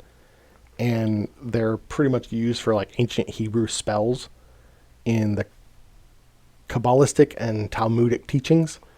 It's also used in, like, modern occultic practices, things like that, and I think they probably use it just because it looks cool. I was going to say at this point, yeah, if you didn't want to do the research on more than 5 of them, it's like most people today wouldn't even do one of them, but they're like, wow, I like the way that looks.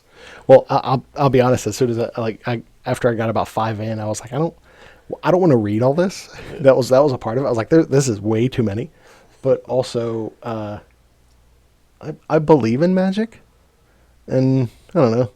I don't want to talk about some of these. That's just the long and short of it. Yeah. But apparently, I'll talk about it at a high level. It's a part of the magical treatise of Solomon, the which is a grimoire that has a collection of 44 sigils. And there's like, 25 or so here. I think the lesson that can be learned from watching horror movies is if you invite evil in, Yeah. evil will come in. And then these, I actually tried to look these up to see if these were anything. There are two that just look like Eastern text. I've tried to see if this said anything. I couldn't find this anywhere. Like, I asked AI, and AI was like, I don't know. Yeah. And Be roughly like top left, bottom right. Almost look like kanji, but almost. not quite. And then this is actually, I did find this. It's almost like a Rosetta Stone kind of situation where it's just it looks like I think it's just like a reference tablet, that sort of thing. Again, it's like Eastern language. It's pictographs. That's where you see in old movies or somebody pulls this out like, this is the story of my people. Right. One of those things. And I think one of the things that's interesting about having all of this is the priest was very much like, you're putting the hell in Jobe. That's what he's told Dr. Angela. You're putting the hell in him. And the idea of using like spells to give Jobe knowledge to open up these ancient, and Jobe actually at one point said, we're opening up ancient pathways in the mind that, magicians used to use, but have been closed off until now, and I'm opening them again. So kind of just a little subtle hint of like ancient magics and stuff like that is the groundwork was laid by this movie, and I don't think I know you watched the sequel, I've not seen it, to have follow-up media where he could have basically become sort of like a supervillain, comic stuff. Could have probably tried to tie it into some other franchise things if you could have made some cooperations with. They dropped the ball big. You're very right, and I agree. But they did drop the ball. It really was a thing that kind of set up a world that we could do more stuff with this. Yeah. And you start bringing in all this stuff that opens up. You could make, instead of trying to tie it into some other comic line, you could open up a thing where he starts to bring back ancient deities and things like that, and some force of good has to figure out how to stop it. There's tons of stuff you could have done with that, but and the idea that he was able to manifest the virtual world into the real world, I mean, yeah, you bring it back like old Egyptian like things that have been buried for centuries, and he's giving them virtual reality powers. There's 3 seasons of a show right there. Right. This last symbol that I brought up is just like an X, and it's like it was like a crevice that he falls into in the virtual world, and it was pretty much showing him like falling into madness, essentially. I thought maybe this symbol meant something. I couldn't find anything on it. It's just a cool symbol. It kind of looks like a person. But yeah, those were all the symbols. I was just, when I watched it a couple weeks ago, I was like, I really want to know what all these are and see if they really tie into anything. I don't think it is, like, a couple of them, I think, they were explicitly like, well, let's have this because it means transformation and stuff like that.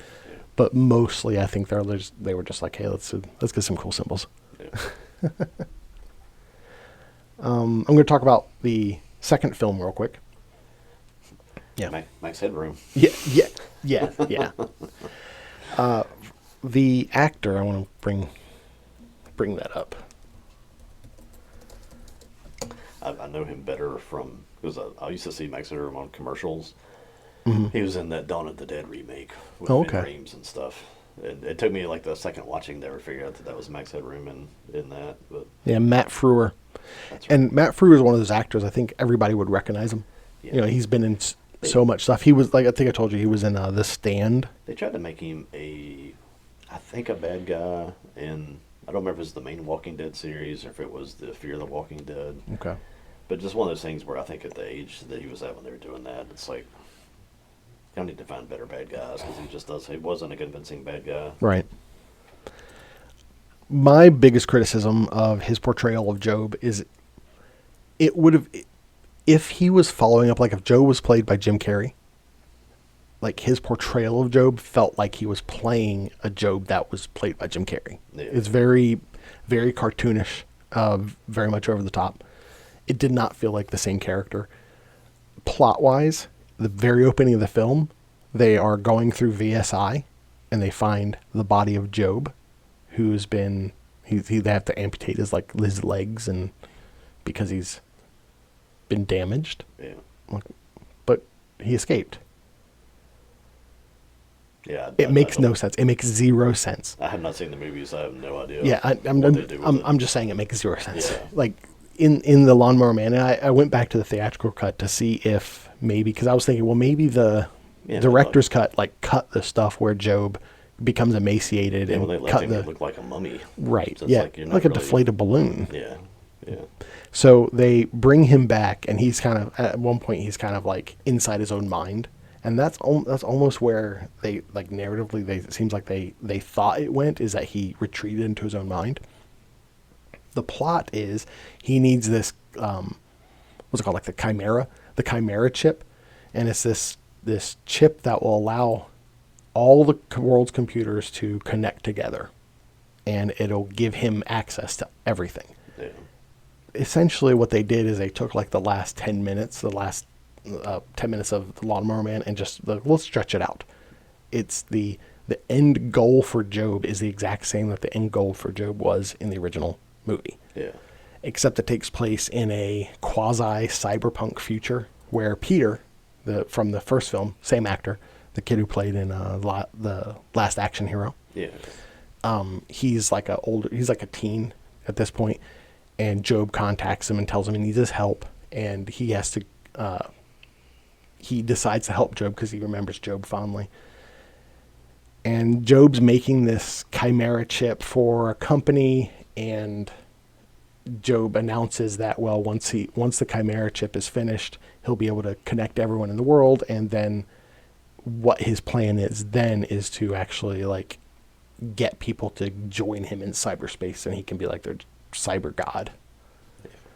The only way to follow this movie up the right way is to pick it up from where he already accessed all that. Yeah. I mean, go back and just try to make another thing where we have to stop him from accessing. Yeah, like, it's they rang the phones. He already did. Yeah. It's a bad premise to start, I would say. And then visually, I think, yeah, the premise was bad. The actor they chose wasn't perfect for the role, but also visually, it's just bad. They went from CG to green screen, so like when you see them in cyberspace, it's literally like green screen, and they're flying over, like helicopter footage of going over mountains and stuff like that. Yeah. It looks like it was made for TV, like 90s made for TV. It does not compare in any way. In the story, the acting, the visuals is just all worse than the first film. Yeah, nobody involved for Farhad Mann was the director, so right, none of the original people had anything to do with it. So. And I do like the idea of Joe being like, "Hey, I want the world to come into the virtual world, and we can all live here." Yeah. That's a great premise, but kind of like you were saying, it should have started with him being already in the world, and then getting his first like lieutenants to draw in and start to build his army. And that's an easy way to wrap up if you don't have a huge budget, because you get them to where it's almost like Tron, where they're ready to come over from there and just blow up access to it. Well, Tron's actually a really good comparison to the narrative in the world. Yeah.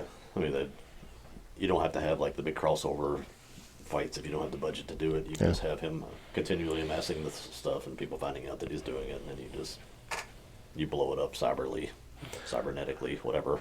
While I was watching the second film, I was thinking that they could have gone almost like a Judgment Day situation with this, where they could have either had the plot was, well, Jobe is going to literally nuke the world.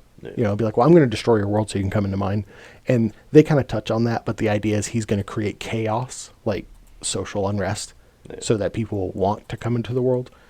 But the idea of either he nuked or he has already nuked the world. But anyway. If they waited just a little bit, they could just say that he created TikTok and Twitter. Right. And then everybody's like, take me out of here. The idea, and I mean, you're kind of getting this with some of the AI stuff, but the idea of a like an influencer that only exists in the internet. Yeah. Yeah, We may have more of those than you already realize at this point. probably. There's some people that I'm starting to think are not actual real people. Not actual real people. I'm going to touch on the video games real quick. And this, I found this interesting, especially since we just finished on the Matrix and talking about the transmedia in the Matrix. I was surprised at how much kind of, especially if you include the short story, like how much other stuff like that's tangentially associated with Lawnmower Man exists. Yeah. Especially because we all kind of think of it as just one film. Yes, there was a sequel, but it's really just one all film. I'm aware of is that, and it was based off of it was originally supposed to be based off of a Stephen King thing. Right. The fact that there was even a video game was news to me on that one. The video game, if I recall correctly, we got it from a place called Software Hogs, and it was a video game club. That was the idea, and you would pay a subscription to this video game club, so you'd pay like $20 a month, and then you could buy games for a down payment of $5, and you had 5 days to return the game if you didn't like it. Okay. It was a rental club, Yeah. but they had like all this language to get around it. So then we don't return your rental; you just pay full price. It was basically a Columbia House for CDs. Yeah, but video games. Yeah, if you didn't return it, you would get charged the full amount. 12 CDs You would for a you would penny. be buying it at that point, and Microsoft shut them down. They got in trouble. But the premise of the video game was it kind of took place after the film, where Dr. Angelo and I think also Peter and Carla, his mom, like were going into the virtual world to try to stop Jobe, because it was kind of like the idea was like, yeah, he was out there, but he wasn't in full control yet, and you had to stop him. Yeah. And I have a video of this. Let's play it. This is a Sega. Oh, did I get the wrong video? Let's see.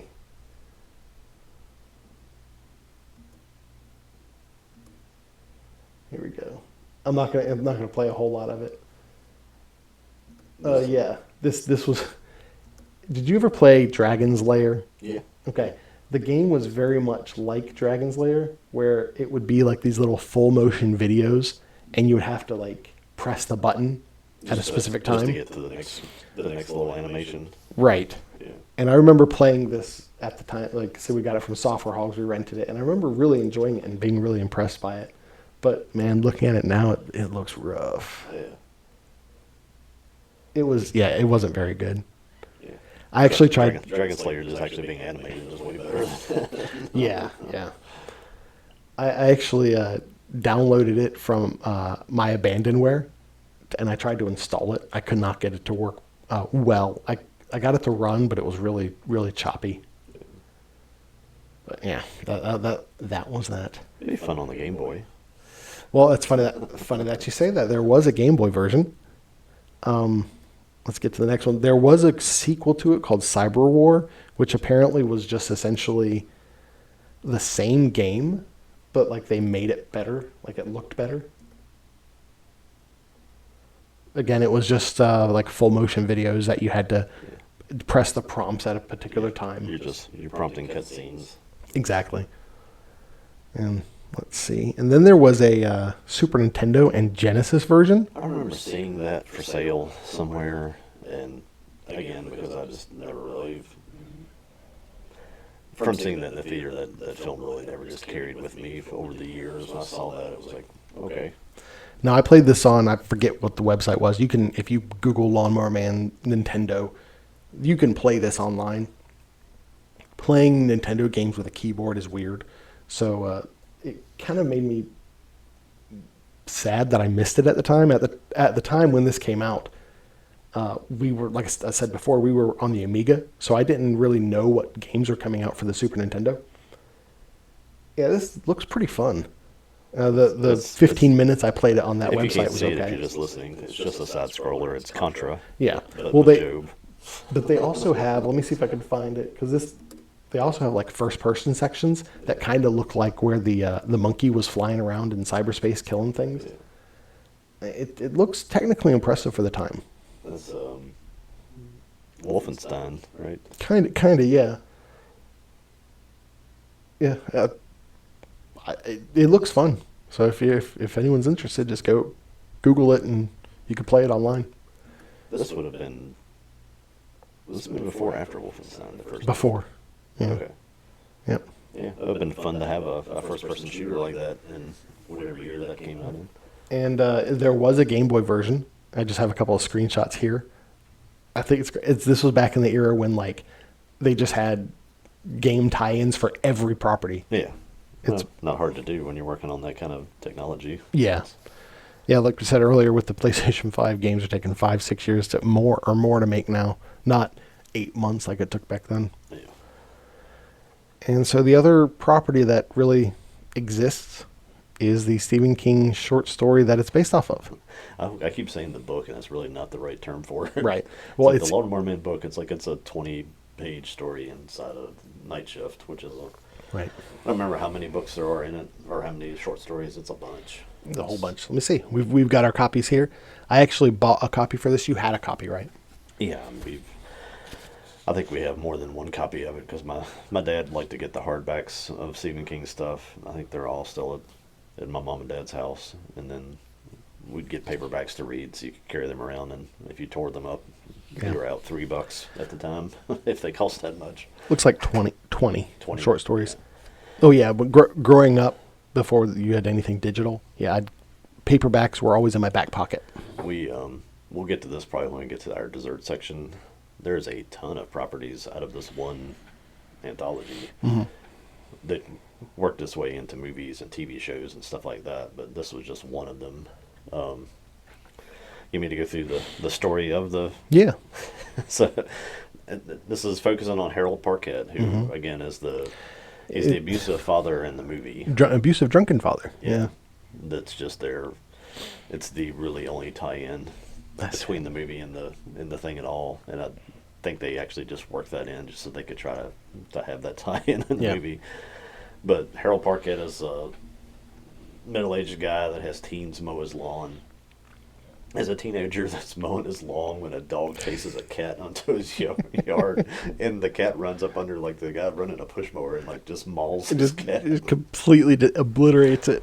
And the wife traumatizes his wife and daughter are like traumatized by this thing. And like the wife won't sleep with him, and the daughter tries to act like it's she can't sleep and it's messed her up and all that. But Stephen King kind of works that into that. She's kind of playing up on the drama because she wants to get sympathy from other neighborhood teen boys.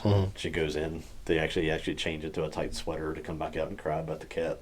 Yes. But some of the teens he has working for him, they grow up, go off to college. He trades his mower. He's got like this fancy push mower. I think he says what model and stuff it is, but it's just supposed to be a high-end push mower. Trades it in for tires and a tank of gas at like a local service station. Doesn't have anybody to mow his lawn, so like his lawn is growing up and his neighbors are starting to make fun of him, and actually to the point like there's a little kid that's like playing hide and seek and hiding in his grass. So his wife goes out of town. He's like, I'm going to get somebody to come and clean all this up. So he hires Pastoral Greenery and Outdoor Services Incorporated after it gets overgrown. And they send in a weird fat guy who I don't think even has a name in the story. The Lawnmower Man. Yeah, he's not named Jobe. No. I meant to look this up. I'll have to go back and look later. The guy kept saying by Cersei. Do you know what that means? Cersei's a goddess, isn't she? Okay. Because it ties all back into Pan. I figured Cersei was part of that mythology. Cersei's a witch. Okay. So it's saying, instead of saying, by golly or by gosh, he would say by Cersei. Yeah, it says, Greek mythology, Cersei's a witch, sometimes considered a goddess or a nymph. And like she's a daughter of the sun god Helios. Harold he remarked, even in a little short story, he's like, why is he like saying by Cersei? Yeah. But, so this guy goes to work on his lawn, just kind of walks through his house, goes out the back door, and then gets to work on it. And later he sees that the mower is like moving by itself. Yeah, almost immediately. Like it's immediately. We never see like him mowing the lawn normally. Yeah, no. It's like he straight up just. He just comes in and says like, "We'll take care of it for you, buddy." He calls him buddy all the time. Goes out the back door, starts mowing, and I guess he's like, "Okay, that's taken care of." And then like the next thing he goes and looks, and the mower is mowing by itself, and the dude is naked, crawling on all fours behind it. eating the grass Eating clippings. the grass. Just shoving it in, running out of green juice, running out of his mouth, and I'm like, wow, okay. That's and then like he sits there and watches it for a minute. And he sees that there's like a little mole pops up in his yard, and that the guy that's controlling the mower, it swerves over and just like runs over the mole, Yeah. and then cuts it up, and he starts eating. And he eats the mole. And then he passes out. So, so I kind of I was wondering if he was controlling the mower or the mower was like sentient. I don't know. I don't think he really. It's just like the mower. He Yeah. just says like the mower's just mowing by itself. So I don't know that he's controlling it. It's just Like in the movie, Jobe was very much controlling the mower. yeah. I think this is all controlled by Pan. Yeah. I guess Pan is letting the mower do its thing, or the mower has its own sentience or whatever. But We get a brief description of the man, the naked man. just that Yeah. he's He has cloven feet. yeah. Yep. Yeah. He's Cloven like- feet, and like when he comes in and talks with him here later in the story, which is not, it's just a pretty short story, that like he describes him as like there's like almost like grass or something growing, like a green film that's like growing on his teeth and stuff. So he's just, Well, I think that was from him eating the grass. That's what I got anyway. it almost seemed like it was like that was how he was. Like he okay. was some kind of beast that had, he was connected to the He's- grass and the outdoor stuff, and like part plant. He had cloven hooves. Well, the part, I mean, thinking of like Creep Show, the part plant wouldn't be too far off for Stephen King. Yeah. If that's what he was thinking. Yeah. The man tells him that what he's doing is in service to the boss. Yep. The boss. Who's the boss? I don't remember how they. I think he says something about Pan. Yeah, he straight up tells him. He's like, "Oh, who's the boss? Oh, Pan." Yeah, yeah. So he's And he says, "Bless the grass." yeah. So Harold calls the police to report indecent exposure. Yeah. And because Well, because he's kind of freaked out, and he's like, "How do I take care of this? Gotta get this guy out of here." and like he calls like Isn't the his police, neighbors and they're looking? like- I think the police are like, "Can you see his genitals?" I was like, "What does it matter if I can see his genitals? He's naked and he's like mowing my yard." And then this weird fat guy. He's like, "Hey, you shouldn't have done that, buddy." Bursts into the home. That's where they talk about the green teeth. He brings the mower in and he pushes some furniture in front of it, trying to stop it. It Which- like grinds up a chair or whatever it was he puts in front of it. Which for the fact that the Lawnmower Man film is so loosely based on this, that visual of the lawnmower going after Parquet is like one of the most faithfully adapted visuals I've ever seen, because it was totally exactly what was in the movie. We'll get to this when we talk about there was a lawsuit involving Stephen King's story in the book. It really is like they stuck this in so they could have they could have a way to say this is a Stephen King story. Right. There's really nothing else in this has anything to do with it. And No. And you could cut the lawnmower cutting up this abusive father part out of the Lawnmower Man movie. Yeah, because in the book, Parquet was not abusive. Yeah, no, he's just a dude, just a suburban Yeah. dad that's living that beat down lifestyle. Yeah. And just wants Just wants a nice yard. wants to listen to baseball and drink beer and have a nice yard.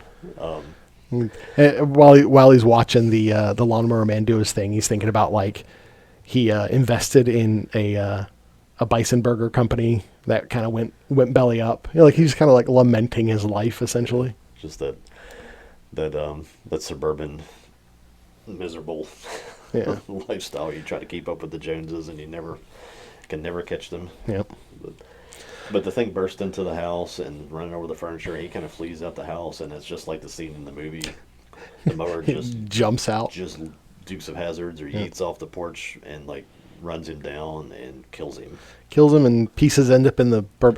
The police Ends up in the bird bath. police show up and they're like, yeah, they had some weird call about some kind of perverted crime out here. Something about a naked guy. It's like, where's the guy that lives here? It's like, most of him's in the bird bath. So I guess after he got chewed up by that, then he made his sacrifice to In the Pan bird bath, yeah. by just taking him over and putting him in the bird bath as like a little altar. And that was reflected in the not the Pan part, but that was reflected in the film as well, because they did mention that. Like, where's the rest of them? It's in the bird bath. Yeah. And then the police just they write it off as like, it's just a bunch of these weird perverts that live out here. Yeah. And that's the end of the story. That's You know, it. It was a quick little story. But the I got to looking. I had no idea this thing existed. The 1987 Michael DeLuca, the guy who was a screenwriter Mhm. for The Mouth of Madness, and he became a executive producer of a bunch of films. I didn't write all that stuff down. When he was in film school, he made a version of this, and it's called The Lawnmower Man: A Suburban Nightmare. You can watch it on YouTube. Yep. Is it like 12 minutes? You can actually watch like the Lawnmower Man film, both the theatrical and the director's cut on YouTube as well. Like all of this is on YouTube. Yeah. Yeah, it's like 12 minutes. Yeah, this little short movie, and the short movie that he made, they they said they were targeting to spend $800 on this, and they spent 5,000, which I guess Oh my goodness. 85 was a lot. But still, it launched this dude's career. I haven't seen this short film yet. We'll watch it here in a minute. But $5,000. I mean, thinking about what it is. Did you ever watch Practical Jokers? Yeah. You ever see the stuff where they were always teasing Murray about the films that he tried to make, and he made like a, no, I didn't. I I think didn't he know made that. like a Jesus Christ Superstar. Oh, really? Adaptation or something. That I think he borrowed.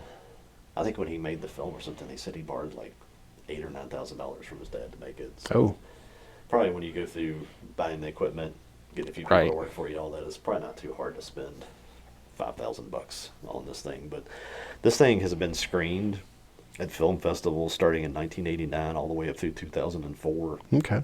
So he sold it to festivals and made money on it, and again it launched him into making actual real movies. It was directed by James Gunnis. The name didn't stick out. It to was me. directed by James Gunn. Gunnis. Oh, Gunnis. Oh, okay. Gonis. I never looked this guy up because it's kind of just it's a side note to a side note.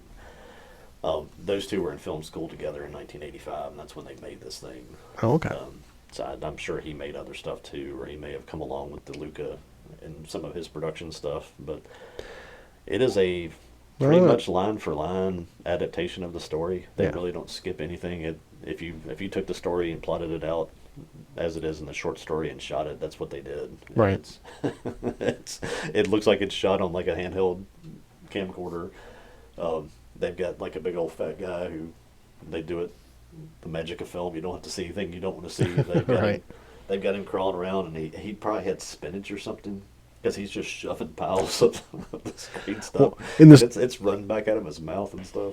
In the story, one of the things that they, in the short story, they mention is how thorough he was. Like there wasn't any grass left. He did a Yeah. good job. Yeah, he just came along to clean up, and I guess that's why you had a good yard service. It looked good when you were done, as long as you didn't call the police on him. He didn't have to sacrifice you. I would assume at some point I guess maybe you get enough people that would protest to the big fat naked guy crawling around your yard, call the police. I guess that's how you get your sacrifices to panned. But so random. Did you write down when Stephen King was this like 78 or something that he wrote this or published it? Oh, yeah, it was late 70s. It was Yeah. one of his first things, wasn't it? Yeah, like years and years before anybody even thought about like a virtual reality thing, which again is why it's so ludicrous that it's tied, or they tried to tie it to the movie because it has absolutely nothing to do with virtual reality at all. It's just about Yeah, 1975 is when he wrote it. yeah. And I was not even a year old when he wrote that thing, so They did adapt the short story into a comic book by Marvel Magazine Group. well, surprised they didn't do it again because they came back and did like the Dark Tower series and the Stand and the Langoliers. They did a bunch of other things more recently, like early 2000s, where it was pretty nice looking comics. I'm surprised they never came back and revisited this. But I do like the art style that they have in it, in the comic. Yeah. You can get it for like $15 bucks. It's not terribly expensive. pretty good portrayal of Harold too. Yeah. The little short film kind of portrays him more like a dude you'd see sort of on the golf course. Mhm. You know, little collared shirt and stuff. And that's from the short film. I do have the short film on here. Let's go ahead and take a break, and we'll watch the short film, and we'll be back. Okay. All right.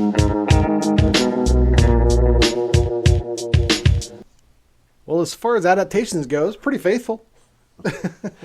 What kills me about that is like, you know, I had a friend's dad that had like the big VHS size Right. camcorder when I was a kid, and we never even talked about even getting like a video recorder in our house. And it's like, I got kicked off DeLucas kicked off a $1 million film career with that. Um, This kind of makes you wish you maybe pursued that kind of stuff when you were a kid and you had all that creative. I've told you about the last month. I told you about how me and my friend made a like in one day we just made a short little movie, Arm and the Armless, Armless and Dangerous. Maybe I should have put that in that in film festivals because What what quality keys? was. I'd put it right alongside this at least. The thing I mentioned, we were talking about Impractical Jokers. It's like what he shot was probably better quality than this, Right. but it's just the Well, I think in the mid '80s specifically, there was a lot of grace afforded to the quality of films, probably independent films. as soon as like handheld video recorders Yeah. came out, there was probably just such a flood of people trying to do the same thing. That Right.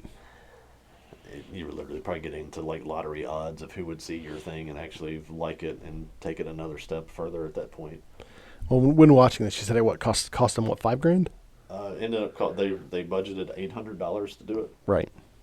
and ended up spending $5,000. Yes. And while watching, I was thinking, I was like, where did $5,000 go? But it was probably rentals of the cameras and the film, because it was probably shot on like 8mm or something. And you had what, one, two, three, four, five. You probably had what, 8 characters in there at least, maybe 10. If you paid anybody anything to be in that at all, True. True. even if it was $100 a person, that can add up pretty quick. I always assume a lot of this stuff is just like friends and family.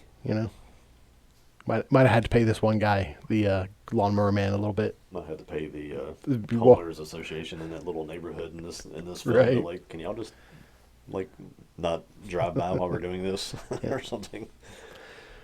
Man, I can only imagine someone who like was a fan of Stephen King in the early '90s, hearing, "Hey, they're adapting the Lawnmower Man," Yeah. and then watching that film, being like, "What?" What? I love the part at the end of that. I think we didn't mention that part that the police are sitting there while what's left of Harold is in the bird bath and they're like talking about being like a sex maniac or whatever. But it's like Nice lawn though. Look, it's a nice lawn though. I wish I could get my yard looking like that. That's funny. All right, you said there was some sort of. Now you mentioned some of this when we were preparing to meet for this, and we were talking about the Lawnmower Man. Yeah. I had but what the stuff you told me I didn't know about, and I didn't learn about. I intentionally did not learn about. I wanted you to tell me. So Yeah. tell me about the story. We covered the Suburban Nightmare thing. Right. Gets into the lawsuit parts, the next part of this. You kind of wonder with like older stories like this or any other kind of properties, even if it's something we wrote today, how much of them go through this kind of path. The film rights for the entire Night Shift book were acquired in 1978. And they planned to adapt the Lawnmower Man, the Mangler, and Trucks, which is Maximum Overdrive. Okay. It didn't happen. They made Maximum Overdrive. No, I'm sorry, I'm skipping a part. Dino De Laurentiis, the guy that did Yeah. Command, Yeah. 1984, he got the rights from whoever it was that bought the original rights. I think it was like a media group or something. Wanted to make a series of anthology films, and he made The Cat's Eye. When you said that, I was going to say like the Cat's Eye. Okay. And then, Yeah. then Creep show after with Cat's Eye. Those making kind of that, things. I don't know if it's because of the lack of success of that, or maybe how hard it was to produce the different things. As a kid, I loved the Cat's Eye because that's the one with the little gremlin, right? I'm not sure I've actually seen it. Oh. Is Drew Barrymore in it? I Or in Yeah, one of them? yeah. Okay. It's one of those things I've seen around, and I don't know if I've actually ever watched it. But whatever resulted in making that, decided that the rest of it should all be individual films and not. Okay. It may be that it was hard to market an anthology to get people to go to the theaters and watch a bunch of short stories on film. Yeah, you're right. Drew Barrymore was in it, and I've mentioned before that I have an affinity for the creatures, like tiny creatures. Oh, yeah. And in it, that's one of the stories, is there's like a little gremlin Yeah. that the cat is like trying to protect, or not. He's trying to fight the little gremlin. Gotcha. And I think it was still De Laurentiis that made. I don't know. I have so much trouble saying that dude's name. But anyway, I think he made Maximum Overdrive in 1986, which is based off of Trucks, the Okay. short story in this. And don't know how exactly. We'll get into that later. How the other one's tied. The other story is how how close they stay to the story and how much liberty they take with the films on those. But a company called Allied Division got the rights to just the Lawnmower Man. Then, while that's happening, Brett Leonard, the director of the movie, and his wife Gimbal Everett, they wrote a screenplay called Cyber God, and they wrote it after attending a VR tech like symposium in San Francisco. Okay. So they went to tech shows and saw all the stuff about VR when it was basically introduced Yeah. to all of the San Fernando Valley, Silicon Valley, all that stuff, and wrote this and what was the other one called? Virtuosity. Virtuosity. Okay. They So did those two just based off of what they did there, and they Allied picked up the rights to Cyber God, and because they already had the rights to Lawnmower Man that they just bought, I guess because it was available for purchase. Okay. They're like, we want to make this movie, but I don't know if anybody wants to go see this movie called Cyber God by two people who haven't ever made anything, so let's tie it to Lawnmower Man and we'll put Stephen King's name on it, and that's how we'll market the movie. I mean, I gotta admit, as someone who was a fan of Lawnmower Man from the beginning, if you had taken out the lawnmower part, like he just was just a ward of the church or something, Yeah. and it was called Cyber God, I don't think I would have been nearly as interested. The juxtaposition of the mundane nature of a Lawnmower Man, and then the high sci-fi technical nature of like VR and stuff like that. That those clashing against each other is a part of what makes the movie interesting. Yeah. Like And it is a better film for having Lawnmower Man DNA in it. I don't. I never went through the plot points of the story of Cyber God because they wrote it as a screenplay, so I don't think it like exists as a book or anything. Right.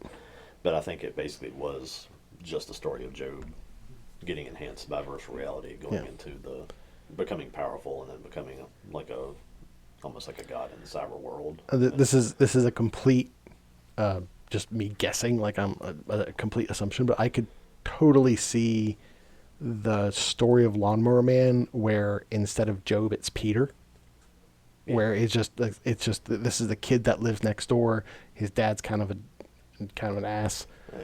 Maybe the dad wasn't even around, like in the original story, because Parquet was the one that was from the Lawnmower Man book, and it was just, hey, Dr. Angelo is friends with the mom, maybe they're flirty, and the kid stays over his house, and he decides to start experimenting on this child, which would make Angelo a monster, but hey. We didn't really mention that so much, I guess, when we were talking about the movie, but they did have little elements of that too, which is, again, another one of those things they probably could have just developed a little bit more, where, she's kind of the abused wife, and she would talk briefly outside to, like, the doctor, and you could tell there was supposed to be some sort of sympathy and attraction between the two. Yeah, one of those scenes was one of the scenes that was cut from the from the director's cut for the theatrical version. So anyway, 1992, pretty much when the movie was being released, Stephen King, because he'd seen screenings of it. Before you can continue on, that was actually when you've already answered one of the questions I had. It was like, you were saying, okay, Stephen King sued. And I'm like, well, how does someone who owns the rights to something allow a movie to get made? How does that even happen? But like you were saying, the studio had the rights to both. It started in 1978 with somebody that had the rights to everything in the book, and then they started to parcel it out. And I guess he's getting royalties from all of that every time there's a purchase, right, of exchanging the rights. And when somebody's checks are showing up in 1985 and in 1990 for something you did in 78, you're like, okay, let me go deposit that. Thank you. You probably don't care so much about it, but he sued after seeing the thing. He said it had no meaningful resemblance to his story at all. And even the insert of the thing, I guess, is not enough to really tie it in. I mean, okay, continue. I'm just. My thought is, while I agree with what he's saying, is that enough to sue over? Like, did he feel like the fact that his name was attached to it, and that the short story was attached to it, that it sullied his name or something? I don't know if he didn't like the fact that I don't know what was his motives behind it. If it's like he didn't like the fact that they just completely changed his story Because really, when you get into the other stuff that they've made, like Maximum Overdrive and some of that, they did the same thing Yeah. there, and he didn't sue any of the people involved in those. But um, first time since 1922 that anybody's ever won a lawsuit like that. He won $2.5 million in the lawsuit for this. Apparently, there's been lots of people have tried, and they've just been like, there probably were some settlements and things like that, but I guess too many times there's been enough of the story present where you just didn't have the legal grounds for the suit to continue, and then I guess even they went through the story because it's a pretty short story and probably went through the whole movie plot, and the judge is like, yeah, there's not anything here, so they awarded that. 1994, New Line released a home version of this. Well, I guess when it's coming out on VHS with King's name on it again after the lawsuit. So they held New Line in contempt, and I could not find if they. I think when you do settlements and stuff like that, a lot of times you get like non-disclosures and stuff like that. So did they I think when they advertised it? Were they advertising as a Stephen King movie? Is that yeah, what it was? Just like the poster, Yeah. like where it had Stephen King's Lawnmower Man. Okay. They were doing that again after they'd already sued and made them pull all the promotional material, remove his name from any of the releases and stuff that they had. Um, New Line just put it right back. So I don't know. I think he got another chunk of money out of it. I couldn't ever find out what that was. That reminds me a lot of what happened with Robin Williams and the Genie with Disney, because he was very much he was very much against the idea of him being merchandised, Yeah. and he agreed to do the Genie, but like a part of this is just from what I remember hearing, so may not be 100% accurate, but like he didn't want his name to be used to advertise the film. He just wanted to do the part. And they obviously advertised that, hey, this is Robin Williams. Yeah. That created like a bad blood between him and them. And that's why he didn't Yeah, continue to be the Genie. Kind of the feeling I had with this is like they just didn't. They weren't upfront about, Right. hey, we got your story, but we want to do this to it. I mean, how many people have made movies that fixed poorly written Stephen King Right. ideas and developed them into like blockbuster movies? Right. He obviously is not avert to having some changes done to his material, but I guess maybe as he got older too, he figured out people are better at this than I am, and I can make a lot of money by just agreeing to go along with this. But I mean, I guess I could see if he heard, hey, they're adapting the film, and then he watches the film and he's like, this is nothing like it. And he's like, I want you to take my name off of it. I mean, I assume he probably got a screener, you know. Yeah. And yeah, I guess I can understand him being upset that his name is attached to something that he didn't actually make. Yeah. I don't. What was it? It was 150 million worldwide, 32 million domestic, 13.6. You put me into a contract and say I get 3% of the take on this. Yeah. And you can do whatever you want to it. I'd be like, man, you can do whatever you want to. I wonder what you his can make this about Smurfs if you want to. Just give me a check. I wonder what his initial payout for it was, like his initial royalty check. Yeah, I don't know. I did not try to do. You could probably find that if you dug around. I wonder if that had anything to do with it. Like, It could be. he saw that it was a little bit popular. He's like, he you sold- need more. You need to give me more money. He sold it too cheap. Yeah, that kind of thing. Yeah. I don't know. I'm sure that's not above Stephen King. I've never held Stephen King in regard as like, wow, he's a good moral example of somebody I'd like to be like. Right. I enjoy some of the stories that he writes, but he wrote those when he was blowing cocaine through his brain. So Right. I don't That have any like, hey, let's be like Stephen King. No. Well, no one should look at any celebrity writer or anything like that and say, hey, let's model our lives after them. I've always assumed, even the stuff I read as a teenager of his, is like, well, this guy's like a serial killer that's just not killing people because he's writing instead. Yeah. Well, I mean, the dark half, right? I mean, that's pretty much him saying, hey, this is what I'm like. It seemed like anyway. The other thing anyway. that you kind of, at least I kind of read into this, and I guess can't confirm this one way or the other, was that I think Gimla Everett was a screenplay writer that wanted her material to get recognized and could not get it sold. Mm. And I think being married to him and getting Brett Leonard as a director to, again, I don't remember what he did before this, but I guess he had enough of an end where he could get a movie made. And I think it was because they were married. It's like, this is our chance for you to make my story. So I think that's the impression I kind of got of this thing too, is that it was really her sort of trying to don't know that she was mad. I couldn't find stories that went into that kind of detail that, Right. that people didn't want to buy her screenplay. But it kind of sounds like she kind of definitely wedged Well, her creation into the whole production of this thing. when it comes to anything where people are getting insanely popular for like anything, a screenplay writer, even like author, I guess the modern version would be like influencer. What we're doing, the people who get super successful off of it versus the people who don't is the ratio is way off. So yeah, you're right. You're probably right. She was wanting to wanting to be at a certain level, and she just wasn't. I always thought, you hear people are going to go to California, and it's like, Yeah, go to California, make it big. you hear tropes. It's like, yeah, there's probably everybody in a restaurant or somewhere trying to sell their screenplay, and you're like, that's not really like that. My wife and I went out there for Lebowski Fest. Oh yeah, I bet Every year, and we went to a dim sum place. Like that circle come all the way back around. There was just a dumpling place, and we sat in a booth to somebody that was trying to sell her screenplay. Oh yeah, yeah. She was pouring it on this guy, and I was sitting there looking at my wife. It's like, this guy probably doesn't even own he probably doesn't even work for a studio.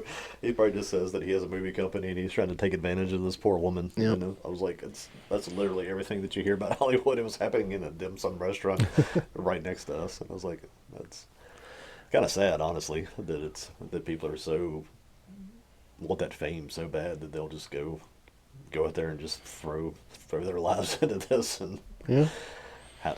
I can't imagine the success rate is very high on any of that, where you leave your family, you leave your job, go out there, sell all your belongings, go to California to make it big, and how many of them end up making some sort of D-grade shark movie because it's the only work they could get, or doing commercials for the rest of their life or something. Let's see. I'm trying to see what other things Everett did. I mean, she did a couple of other films, like you said, Virtuosity. I think Man Virtuosity was sort of like they got their foot in the door with Lawnmower Man, and I think actually got a bigger production. I did not look into Virtuosity, how successful that was. Again, I haven't seen that movie. I've seen that title around. I'm familiar with it, but I've never watched it. So I was thinking maybe Wikipedia or something would say what else she did, because I mean, sure, Virtuosity and both Lawnmower Man and Virtuosity are kind of popular in the cultural zeitgeist, and I'm sure they both made money. Well, obviously Lawnmower Man did, but she didn't live off of that for the rest of her life. I was wondering what else she did, but it doesn't look like she really did anything else. yeah. Not of note on Wikipedia, anyway. I always wonder, like, I mean, she probably had some other job. I don't know. I mean, you see these, and I'm always kind of raise an eyebrow or frown a little bit when you see the wife and husband that don't have the same names because she wants to keep her own identity and all that stuff. Yeah. It's like, okay, so why did you marry him? Well, I was kind of expecting maybe had some like novels under her belt or anything like that, but no, it just looks like these films. Yeah. Interesting. Well, I mean, between Lawnmower Man and Virtuosity, I wish she would have made more, because I've always enjoyed both of those films. And I don't know if it, like them sort of jumping into the whole virtual reality side of it and then not really ever developing into the thing because the internet kind of changed that whole path. And it might be that they jumped on that technology thinking that was going to be the big thing, almost like AI and the internet have become, and it kind of became something you did in an arcade instead of. That's one of the lines in the movie that what is it like? What the telegraph is to the telephone, that they expected like VR to develop like that. Yeah. So I just jumped into the wrong basket there. Yeah. Put the eggs in the wrong basket, whatever the phrase is. Man, at this point, after seeing the second film, I kind of would have liked to have seen what her take on the second film would have been. Yeah. I can't believe that you wrote a story up to the spot of basically the same thing. Neo flying off after the phone booth conversation in the Matrix, or all the phones ringing, closes the movie out, but gives you that possibility. It's like, if we want to do something else that's set up to do it, that they just decided to, or maybe they didn't decide to to not do it. Maybe they tried, and people were like, "Nah, we're good." Yeah. I also ever see the movie Lucy? Yeah. I also thought of like Lucy has similar Yeah. themes as this did, where the awakening of the mind and stuff like that. Yeah. And she doesn't she like dissipate at the end of the film? Like she becomes one with the universe or something? I can't remember in that one. And what was the Johnny Depp one too, where he kind of became? I never saw that. I know what you're talking Was about. it transcendence or I something? think that's right. It's Yeah. kind of the same idea. Okay. He just kind of disappears into the ether, and he's everywhere. Yeah. 2014. Yeah. So Okay. but yeah, That's interesting. It's Yeah. I don't know what it was that was the key on from 1992 to 1922 that made that a successful lawsuit. It could have been just the judge. I think it was probably more King. It was that it was Stephen King. You know. Yeah. Yeah. Who knows? Because at that point, I would have. I mean, If you think about all the people that say I came up with this idea and they stole it, or Yeah. all this stuff, how many people just are pshawed away like, shut up, you're crazy. yeah. He's like, he gets $2.5 million out of a story that he wasn't his. probably wrote in one sitting. Oh yeah, yeah. Yeah, that's the kind of thing if you look at that story and the way it's laid out, that's something I could scratch on in an afternoon where I was just bored. And Yeah, I did think that when reading the short story, I was like, man, this is insane that this and the other short stories that are in this book, it's like these are probably things he wrote in high school. yeah, it's insane. I've read that multiple times. I've read Stephen King things, and I sit there and think, it's like, how did this guy become a millionaire Yeah. writing this stuff? It's like, this is literally some of the most simple ideas I think I've ever heard. Like, I'll write an idea, I'll overwrite some of the ideas that I have out. And it's like, he literally would just like, yeah. And he was doing this because it was panned. I'm like, Yeah. what? Right. Why? And it's like, I don't need, because of panned. He had cloven hooves by Cersei. There you go. I'm like, Okay. wow, okay. That's the kind of idea I'd get in my head, like, literally, like, riding around my road, my yard on my lawnmower. Like, it'd be funny if I wrote a story about some guy that's out here eating my grass cuttings. But I've stopped trying to figure out what makes things popular, how people that are complete morons get 10 million views on social media, and you can put as much thought and production into things as possible, and you get 20. People write stories that are like literally 12, 13-year-old level things and make millions of Make dollars. millions of dollars. Who knows? Luck of the draw. Like talk about the people going out to Hollywood, and it's not that the person who's not getting their movie produced or signed is not that their movie isn't good. Yeah. It's just that How many? they didn't hit at the right time. You watch the mass of things that are just turned out now, and you're just like, gosh almighty, man, have people lost all their creativity? Yeah. It's like, I don't think anybody's looking for anything creative. It's like they want something flashy that can appeal to people that have no attention span and have disposable money. It's content for content's sake anymore. Yeah. You wonder about how many, between the first film made and now, how many great ideas probably just got tossed in the trash because they tried to sell them multiple times and people just gave up on them, or just ran out of time and passed on, and their eyes died with them. Their ideas died with them. It's just, Well, I for one am thankful that they used the Lawnmower Man to get Cyber God. Is that what it was called? Cyber To God. get Cyber God made. Yeah. Because I like I've said before, it's almost a foundational film for me. It really, I wouldn't say like it formed me in any way, but it really cemented my love of VR and video games and all Kinda that. was my easing into horror. Okay. Yeah. I wouldn't say I was squeamish because, again, we fished and hunted and stuff as kids, Right. but wasn't a big horror fan. But like once I got to drive, a bunch of these things kind of came out. Like other stories even from this that we'll get into, like Graveyard Shift and little films. And when I had the freedom to go drive to Roanoke or Salem and go see a movie with my money, I could just go see it by myself or with a couple friends or take a date. I went to go see all of these things. Yeah. And it kind of built that repertoire of films that you knew, and kind of got me into horror, and stuff like this is kind of a good way to ease you into stuff if you're not ready for full on just super graphic Hellraiser type horror. Yeah. You know? Yeah, this is the kind of horror film that I'd recommend to somebody without any caveats. Yeah. Like, there are a lot of horror films I'd be like, hey, it's good, but I don't even know how to recommend this one at this point because again, my daughter is a huge Stephen King fan. She knows all these stories she read on. Again, why Stephen King sued? I would not recommend this based on, hey, it's based on a Stephen King. Yeah, yeah. Well, they literally laughed when he showed them the trailer, and I was like, okay, I guess we're probably not watching that, but we might do it one evening. Throw in a couple of the adaptations and just do a little mini film festival of B grade, B budget Stephen King adaptations or something. But yeah, that's the story of Lawnmower Man. Of Lawnmower Man. Like I said, I was a little surprised when we pulled that out of the thing. I was like, wow. I had to think for a minute. I was like, do I have anything I can say about Lawnmower Man? And I was like, oh yeah, that's one of my first movies I saw in the theater when I was able to drive, and really kind of ones that just slipped into the recesses of my memory because it just got replaced by flashier things. Right. And again, I never,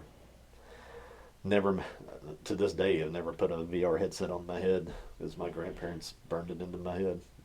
You sit that close, you're going to lose your eyesight. You're going to go blind. I hear those words every time. I was like, hey, you want to try this VR? They have VR things set up at cons that we go to all the time. Oh, yeah. And I see it, and I'm like, nah. All right, so I won't bring the Quest. That's what I'm hearing. Don't bring the Quest and be like, try this, Joel. My sight is to the point now, I don't think I can take any more hits. My hearing and sight are fading fast. But yeah, it's a fun topic to get into. It's a fun movie to go back and watch. Yeah, I quite enjoyed it. Yeah. This was a movie I would watch on the yearly for a long time. It'd been a while since I've seen it, so it was nice to go back and watch it again. Yeah. Yep. Yeah, it's definitely one to keep in mind the time that it was made. Yeah. And take it as it is, and don't compare it to Guardians of the Galaxy or The Matrix or Star Wars. It's just it's definitely a different category, but it's a fun story.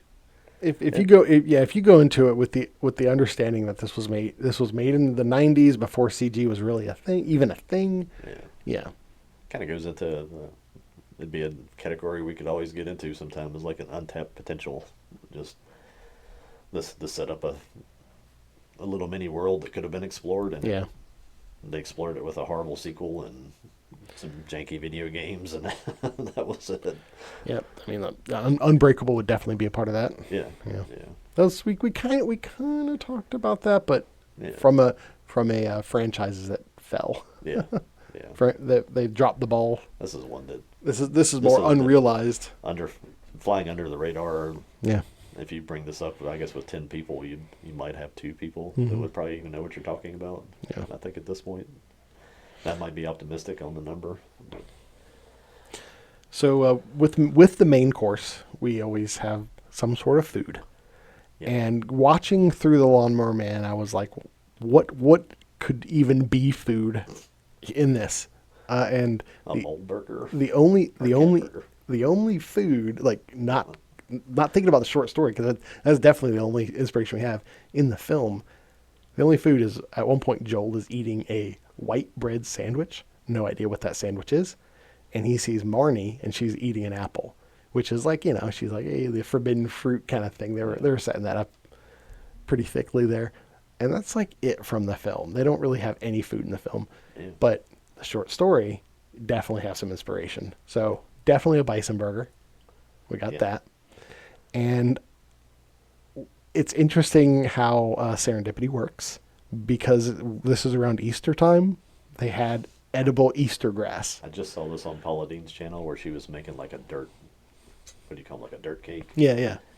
And sticking the edible grass in it and little peeps and stuff all over, making it for her grandkids, I think. And she was like, I think it was supposed to be like apple Some kind of This apple stuff flavor. is an apple. It's an apple flavor. And I haven't tried it yet, but she yeah, was apple eating flavor. it, like tastes like paper. So, she didn't give a real ringing endorsement on the edible grass. Yeah, I don't know how as I'm envisioning it, I don't know how this thing is going to taste. I'm totally just, it's a theme burger. So it's a bison burger. It's going to have edible grass on it. And I also made a chorizo chamoy, what I'm calling mole sauce. Well, Because it's the idea. Yeah. we're gonna go do that Yeah, right we're, now. yeah, we're going to go do that. We'll be back. We'll be back with pictures and a review, and then we'll also let you know what we think of it. Pick our topic for our next Main month's course. Yep. session. So All right. we So, will do that and be back in just a second. all right.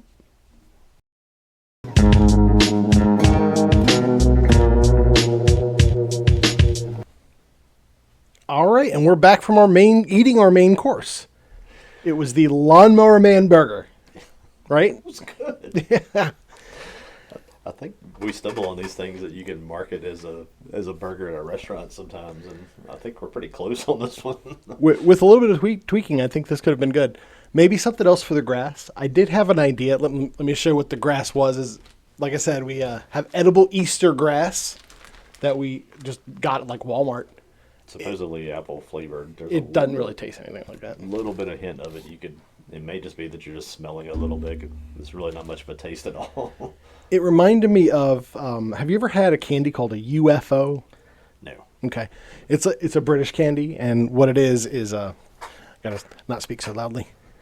It's this little disc, and it's like made out of like a rice paper, and inside is like a sugar powder, and you pop it in your mouth, it melts, and then the sugar get a sugar high. Don't think I've had that one. That's the kind of the texture. I always said it's like a sugar styrofoam. Yeah, It's kind of the texture there. But the other idea I had, if I didn't get this, I was thinking about I don't know what it's called, like rice noodles, like they're real thin. Yeah. And I was thinking of like maybe boiling them with spinach to make them green because they're like almost a translucent color. What I would do if you really wanted something that would be more edible Grass-like. and flavorful would be like broccoli slaw, Broccoli slaw. like where they shred broccoli stalks and then like steam that or cook it somehow. Because Yeah. I've eaten broccoli slaw raw, and sometimes it's a little too chewy, too pokey. Like it'll literally like you'll get a rough spot and it'll like almost stab your gums, kind of thing. But if you cooked it and made it soft, or maybe even sauteed it, I wonder if you could even do that and put that on top of a burger. That would actually be really good. That might be actually what I was trying to think of because I had like a visual in my head of it looks like this of a slaw. And I kept thinking bean sprouts, and I was looking at bean sprouts. I was like, no, bean sprouts are white. I've seen bean sprouts on burgers before, and I've never been like, well, I want that because that is just a big mass of stuff that has no flavor on top of it. So we had the bison burger, we had the edible grass, and then we topped it off with mole sauce, which was a more sauce from chamoy.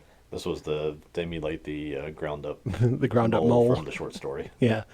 And I made some chorizo and put it in there, so it had like the meat chunks. I was happy with that. Yeah. I think a little tweaking there. You could have your grass fed burger.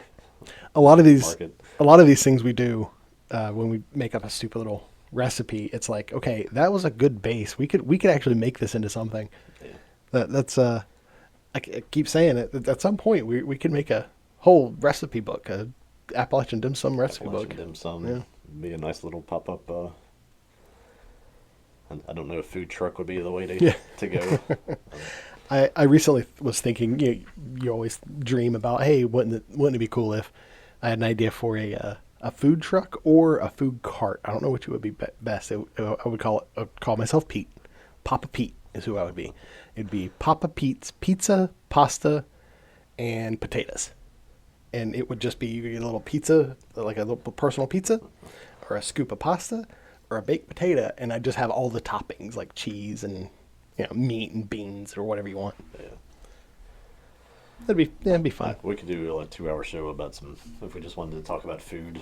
Yeah. I have stuff, half of what I watch on YouTube is food, cooking Yeah. things, recipes, people just doing weird stuff with food. Mhm. And it's like, I completely could go all in on some sort of establishment, whether it was one we pushed around, ringing a bell like, come get your burgers here. I was thinking of that exact thing because I visited the guy with the hot dog vendor guy Oh, that yeah, we visited before at Best Buy. At Best Buy. Hmm. And he and I were just talking about it, and he was like, "Man," because he's retired now, and he just kind of does it just to do it. He's like, "Man, I wish I did this years ago," because apparently he just makes so much money. Yeah. And- No overhead. He probably spent a few $100s Yeah. to get started up. And I asked him how he know, like, how does he know he has enough stuff, and he was like, "Man, I just sell until I sell out." And he says he always sells out. That's great. That's great. That is a that's a dependable revenue for him.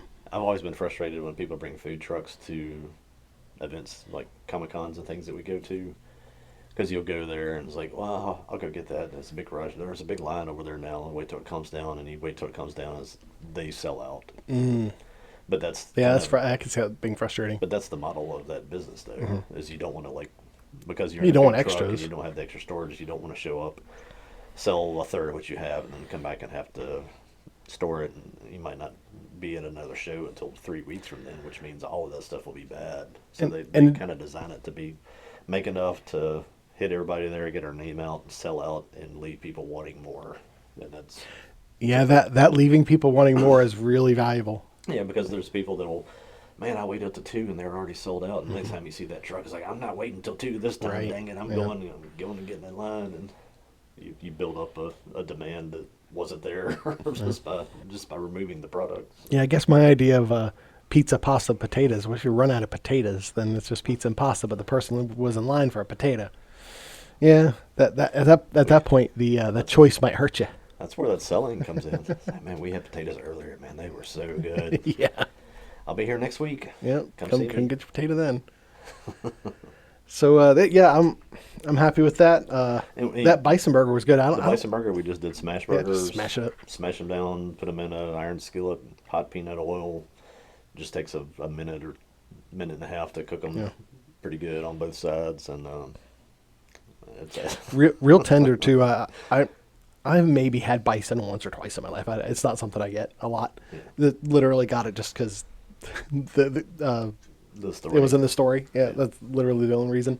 But I was really happy with the flavor. It's usually you gotta add a bunch of stuff to beef to make it good. I'm gonna come up with something other than like a little screen that you can hold order, which I didn't even get out. I probably have little tiny burn marks all over my arms Yep. from where you get that oil hot and the fat starts kind of getting out, and you just start popping hot peanut oil all over everything. And I've gotten to the point that I'm just like, whatever, I can tough that out for a minute, but I need to make some kind of device that's Yeah, have a lid that hanging under the lid is like a little shelf, a little screen shelf. I was thinking of like, you always see in the movies when somebody's dealing with like some kind of virus or alien and they have the thing where they put their sleeves into. Right.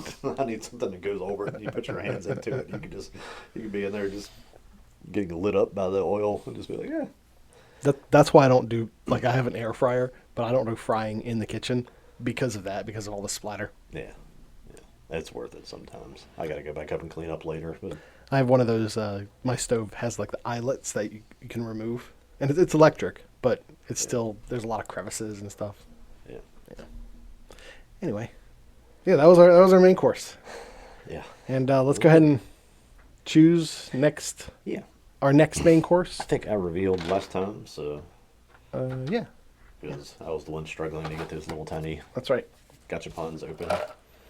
We have our items that we've wrote on paper a long time ago. It was in fortune cookies until the fortune cookies got so rubbery and stale that we couldn't even Yeah, I just kind of got tired of buying fortune cookies because that's what happened is that fortune cookies would get rubbery and stale. I'd buy more fortune cookies, replace everything, then they'd get We still rubbery got and stale. our topics listed on little fortune cookie sized paper, and we Yeah. just put in these little gotcha balls to They're like big gumball sized. yeah. All right, the next one we've got is this one's gonna be easy. Akira. Akira. Yeah. Yeah. Yeah. I was looking at that on my shelf the other day about just getting it back out to watch it because I hadn't watched it for a while, so Yeah. I now have reason. Okay. And I think it was the two of us. Didn't we go to see a re-release in the theater? Yeah, I'm pretty sure we did. The 4K? Yeah. Yeah, I think so. Yeah. Do you have the 4K on Blu-ray? I don't think so. Okay. I think I bought it before that happened. Mm. I've had it for a while. Yeah. But I bought the 4K release when it came out, and it was one of those things where they like, if I recall correctly, they released it and they shipped it to everybody, but they forgot to put the 4K disc in the actual. It was like you have the DVD and then the other disc is supposed to be the 4K. I don't know if I ever got that. I don't know. I'll have to check. My eyes aren't good enough to discern really 1080p to 4K. I can, if you give me side by side, I can see it. But if you put a show on like on a TV, yeah, and they're like, this is 4K, I'm like, all right. I'm still getting out just old DVDs that we had way before Blu-rays were even a thing and watching them. So I don't care. If I sat there and really focused on it, you could probably see lower quality on some of it, but sometimes that's what makes it kind of fun to go back and watch. Yeah, absolutely. But All right. That's the main course on this, the Lawnmower Man. Yeah. Sorry. Took me to places I didn't think we were going to go when we pulled Lawnmower Man out of that a month or so ago. There's a lot more to it than I thought. Like I said, I didn't even really know that there were all those video games. I knew there were games, but I didn't know there were all those video games. It's such an interesting path from a 1975 20-page story to lawsuits and director's cuts and hundreds of millions of dollars of revenue. It's kind of amazing, really, if you think about the whole property as a whole. It really is. There's so many other things that are revered probably much higher than this that haven't had a fraction of the success that this thing had. So, and I'd like to know if, probably Pierce Brosnan probably would have also been cast as James Bond because of his Remington Steele work. Yeah. But, you know. I was thinking, I'd like to know if he would have actually gotten James Bond if it wasn't for this because of how many people saw this. But yeah, probably would have been. Anyway. He was a weird, like an actor that almost seemed like they didn't know what to do with. Because he was kind of the jerk in Miss Doubtfire. Yeah, yeah. And he was kind of prim and proper. Yeah, it was just like people didn't know whether they wanted him to be a good guy or be a feature guy or just sort of be like that side character or whatever. And I like his Angelo portrayal. I think he did really well. Yeah, I didn't have anything. There's no Angelo in the book, so there was no expectation of him. I kind of like that when you come into a story like this, where if it's a revered book or something that you've known for years, and somebody finally makes a movie of it, and you have this image of what the guy's going to be, and they cast somebody just completely off, then you're like, well, okay. Makes it kind of hard to enjoy the movie when that happens. They had in the second film, they had a character who kind of seemed like the Angelo stand-in. It wasn't supposed to be Angelo, but you could tell they were trying to like have the same kind of guy. Yeah. But anyway. Dr. Benjamin Trace, probably. Yeah. Petra Bergen. Yeah.